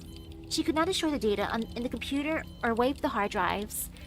There is far too much intelligence here that they need, including the true, detailed files of Project Eden. When Messina raises her hand, she gazes through the laboratory door, through the long corridor beyond, and into the distance. It be she. When Messina says it calmly, as if stating something utterly trivial, she racks the bolt and grips a high polymer vibrating blade stripped from a marionette doll. 行ってくる。 Good luck. 頑張って。 Alva does not turn around, but she feels the faint movement of the air behind her. Soundlessly, when Messina's figure vanishes from the laboratory. In the corridor, dust and smoke slowly disperse, revealing a graceful silhouette. Igla calmly strides through the wreckage left by the explosion. As though out for a leisurely stroll, her suit remains perfectly pressed, her high heels click crisply against the rubble. Behind her follows a fully armed elite unit. Igla continues When Igla comes to a halt, lightly straightening her cuff, her gaze settles ahead on Voimosina, who's standing like an unbreakable bulwark, blocking the way to the lab. Oh? Igla's voice is soft as velvet, yet carries undeniable force. She inclines her head slightly as if greeting an old friend. こんなところでお会いするとは意外ですね。ボイマスティナさん。Igla's probably happy. She's like, "Ah, yes! The one who I wanted to fight!" But after only a few steps, she stops once more. None of the guards behind her are human soldiers. All of them are marionette dolls directly under Igla's command, each personally selected and modified by her, capable of making short work of an ordinary tactical squad. Igla stands at the doorway, her gaze cold and sharp like a blade. And before her, on the road leading to the laboratory, the familiar figure blocks her path once again. This alone is a reason enough for her to stop. Stare. When Messina does not respond, she gently sets the assault rifle in her hands. Down against the wall, then retrieves two long blades from her waist, gripping one in each hand. After the previous clash, both she and Igla know full well that conventional firearms are meaningless against tactical dolls of their caliber. Igla watches Voimosina's movements, her lips curling into a smile. その武器。なるほど。 Oh, she's into this. 確かにそうですね。 She lifts a hand lightly, signaling the unit behind her to halt. 手出し無用です。 This is a private invitation from an honored guest. Ah, yes. Igla steps forward, her movements fluid and elegant, like a ballerina taking center stage. Her right hand brushes the slender rapier at her waist. Her left draws a silver and gold pistol, only to return it to its holster a moment later. 私たちの対話に重火器は薄い。 Yes, hand-to-hand combat. Use swords and punches. She holsters the pistol and calmly draws the rapier from her waist. Under the lights, the blade gleams with a cold luster. ようやく全体像を把握できました。 Her voice remains gentle yet carries a peculiar note of admiration. アルバさんの作戦には驚かされました。まさか私に捕まるのも計画のうちだったとは。結果的に彼女を機密に触れさせてしまう。アルバさんがデータを盗む間、あなたはそれを援護する。 Igla lightly flicks her rapier, tracing a graceful arc through the air. その大胆さ、驚嘆に値します。反逆正体は確かにその名にたがわぬ精鋭勢。アルバさんには後ほど謝罪させていただきます。 Sorry, Alba. I underestimated you.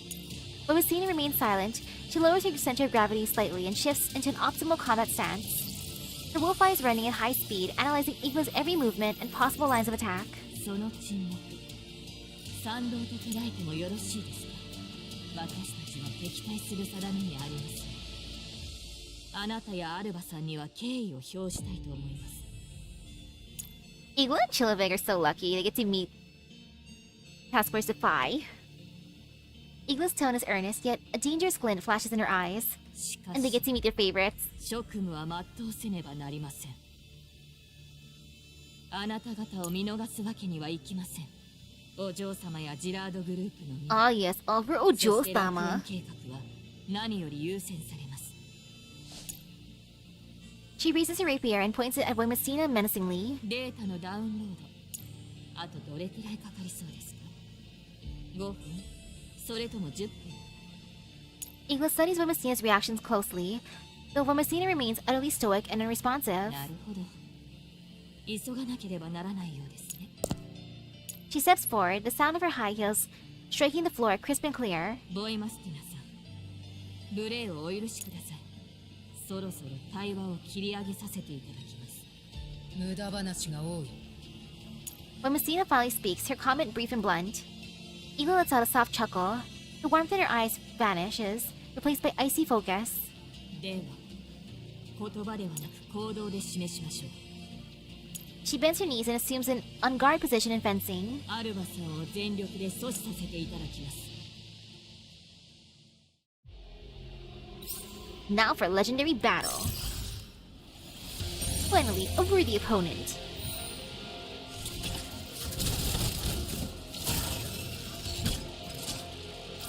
Go get her. Hehe. Bye, Igla.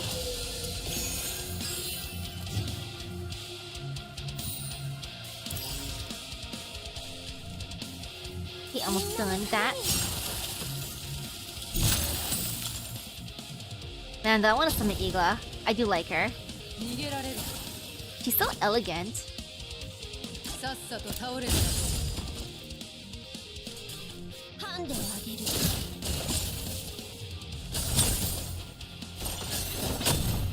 Okay, just okay, done.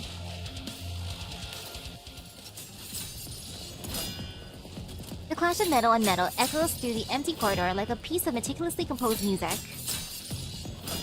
Every thrust of Eagle's blade is graceful and dazzling, as though she is dancing a waltz rather than fighting for her life. Her rapier traces perfect arcs through the air. Though her movements are filled with flourishes, each strike is measured to the millimeter, leaving no opening at all.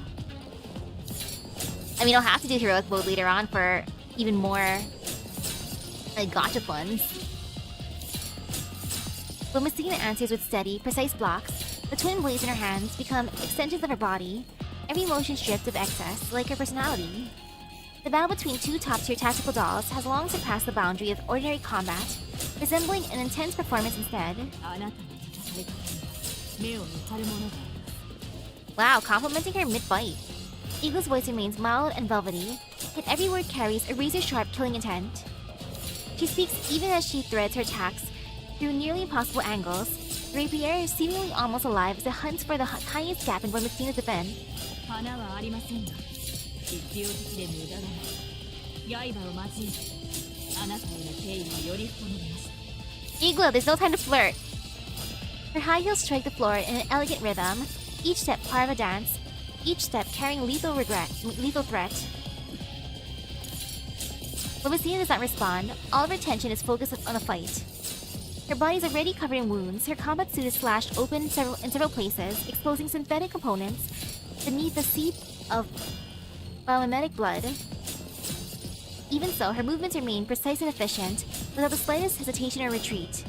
戦闘中の雑談はお好みではない個人的にはもう少し反逆正体について知りたいところです No sooner does Igla finish speaking than she abruptly accelerates her assault.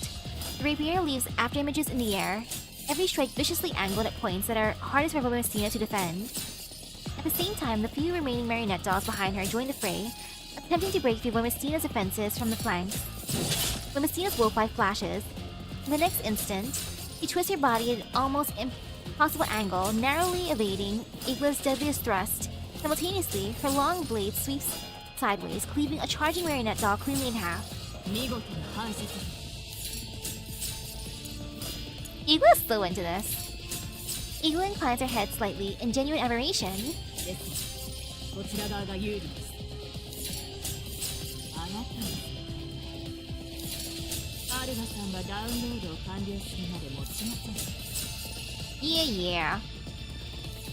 As if to validate her words, the long blade in Messina's left hand emits an ominous sound of metal fatigue during the next block. Bang! With a sharp crack, the blade snaps in two. The broken edge spins away and embeds itself deep into the wall. Messina glances expressionlessly at the broken weapon in her hand, then casually discards it and grips the remaining blade with both hands. Her stance grows slightly constrained, but her gaze remains as firm as ever, without the slightest hint of retreat. 武器の損耗はそのまま形成を表します Igla twirls her blade in a flourish, its cold sheen flashing beneath the light. Her posture is unhurried, as though she holds complete control over the battle. あなたにも責務はあると思います引き際は肝心ですよ Igla's so talkative. 残りはお前だけだ When Messina answers calmly, her gaze sweeps down the corridor. The marionette doll, unit under Igla's command, has been almost entirely annihilated, leaving only a few that are barely able to move. 戦績の自慢です Igla smiles faintly, her eyes sharpening further. ですダミーを倒しただけで有頂天になってもらっては困りますあなたを倒しアルバさんの元へ向かいますそしてあなたにはデータベースの一部になっていただきましょう No. When Messina's eyes Igla. 確かにお前は強い。私のように。 Igla quirks an eyebrow, a flicker of surprise crossing her eyes. これはまた独特な自己評価軸ですね。ショーが私を作った時、私より強い人形はいなかった。お前の性格は最悪だが、私も同じ。 But Messina's words are calm and definitive, not boastful. He's merely stating fact. 面白い。私たちが似ているとでも。 A trace of wariness flashes in Igla's eyes as she subtly adjusts her stance, preparing for the next exchange. いや、忠告だ。 But Messina lifts a hand to her head and rolls her neck. 最強の人形という肩書きを外した自分に何が残るのか。 Before she gets to the end of the sentence, Messina suddenly drops low to evade Igla's thrust at an unbelievable angle. The cold glint of the rapier skims just above her head, severing a few strands of hair. 考えるんだな。ご注意感謝します。ですが、的外れと言わざるを得ません。 Igla's voice remains calm, but an icy edge creeps into her tone. Her movement suddenly accelerates, the rapier transforming into a curtain of silver light that assaults Messina from every direction. 私の存在意義は強さではなく、お嬢様への All for Ojo-sama! あなたには理解できないと思います。 Like, I love Ojo-sama! When Messina strains to block the relentless barrage, flying cracks spread across her remaining blade. Her movements begin to slow slightly, yet her eyes remain keen as ever. I like that though. Igla's like, nah. I don't live to just be the strongest. I live because I love my Ojo-sama, my daughter. All for my daughter. At the moment, a burst of precise gunfire rings out from the far end of the corridor. The bullets travel along nearly impossible trajectories through the complex environment, aimed straight at Igla's vitals. Igla reacts instantly. Her rapier arcs flawlessly through the air, knocking the bullets aside with ringing clangs except for one. Bang! A single round pierces her shoulder, punching a hole through her pristine suit.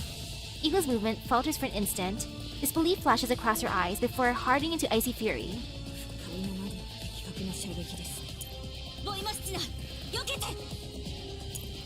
Alba's voice rings out from the end of the corridor, clear and resolute. She stands at a perfect flying position, posture steady, muzzle trained directly on Igla. Without the slightest hesitation, Messina turns and sprints down the corridor at extraordinary speed. Igla's about to give chase when she notices Alba's muzzle dip slightly, revealing several small devices on the ground, blinking with red light. Roll. Boom! A chain of explosions erupt, instantly turning the corridor into an inferno. Smoke, debris, and shattered concrete surge from all sides, engulfing Igla in the ruins. How rude! From within the dust comes Igla's cold, restrained voice. With a thunderous crash, piled-up rubble is hurled aside by immense force, and her figure slowly merges. Her suit is coated in dust, her flawless hair slightly disheveled, yet her posture remains immaculate, her murderous gaze sharper than ever. However, when the smoke finally clears, Alba and Messina are already gone, vanished around the bend of the corridor.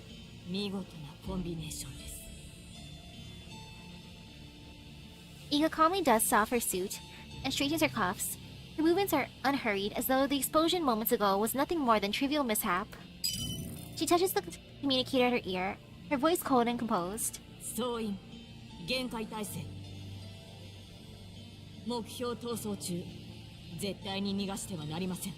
Extremely dangerous, alright? She smooths the wrinkles from her suit, her gaze sharpening like a blade. Ah yes, all before Ojo-sama's dinner time. We must not let Ojo-sama go to bed hungry. Portrait. Sinbreaker. A flare of light that cuts across the sky. But Messina's the strongest doll in the world. Aw, cute. I like that. But yeah, on Thursday I'll finish 1.5 and go through part of Corpus Hunt Part 2. That's gonna be fun. Yay! And then after this, we're gonna watch some Kamen Rider. Woohoo! screen sharing into the Discord. And also streaming in Tablet Irium. Teehee. So I gotta get ready for that. At the very least, I need more water. Hydration's important every so often. And I was bad about that today. I had a monster rehab. Yay for rehab. I love rehab. Yeah, she must have lunch and she must have dinner at these specific times. And come hell or high water, she will be fed. All for you, Ojo-sama. Or else Ojo-sama's tummy's gonna get upset, and no one would want that. But yeah, it's gonna be fun continuing this. And then eventually summoning for Sextons, because I have some stuff saved up, just a little bit. Ooh, Corpusant Part 2 is gonna be a masterpiece. I'm excited. That's gonna be super duper fun. But alas, I must get ready for some Kamen Rider and Irium time. But that being said, thank you for stopping by the stream. I hope everyone has a great rest of your day, but gotcha luck. I'll see you guys later. Bye bye. Woohoo! Oh gosh, I also gotta make some apples inside a fake rent order. And I gotta check when the event ends inside of Arknights. The current one. I still gotta farm a bunch. I didn't even buy out anything from the store yet. Or maybe I'll have enough to buy at least the outfit, but still. I need more. You know, more is always good. It's not less is more, it's more is more. And I'm greedy.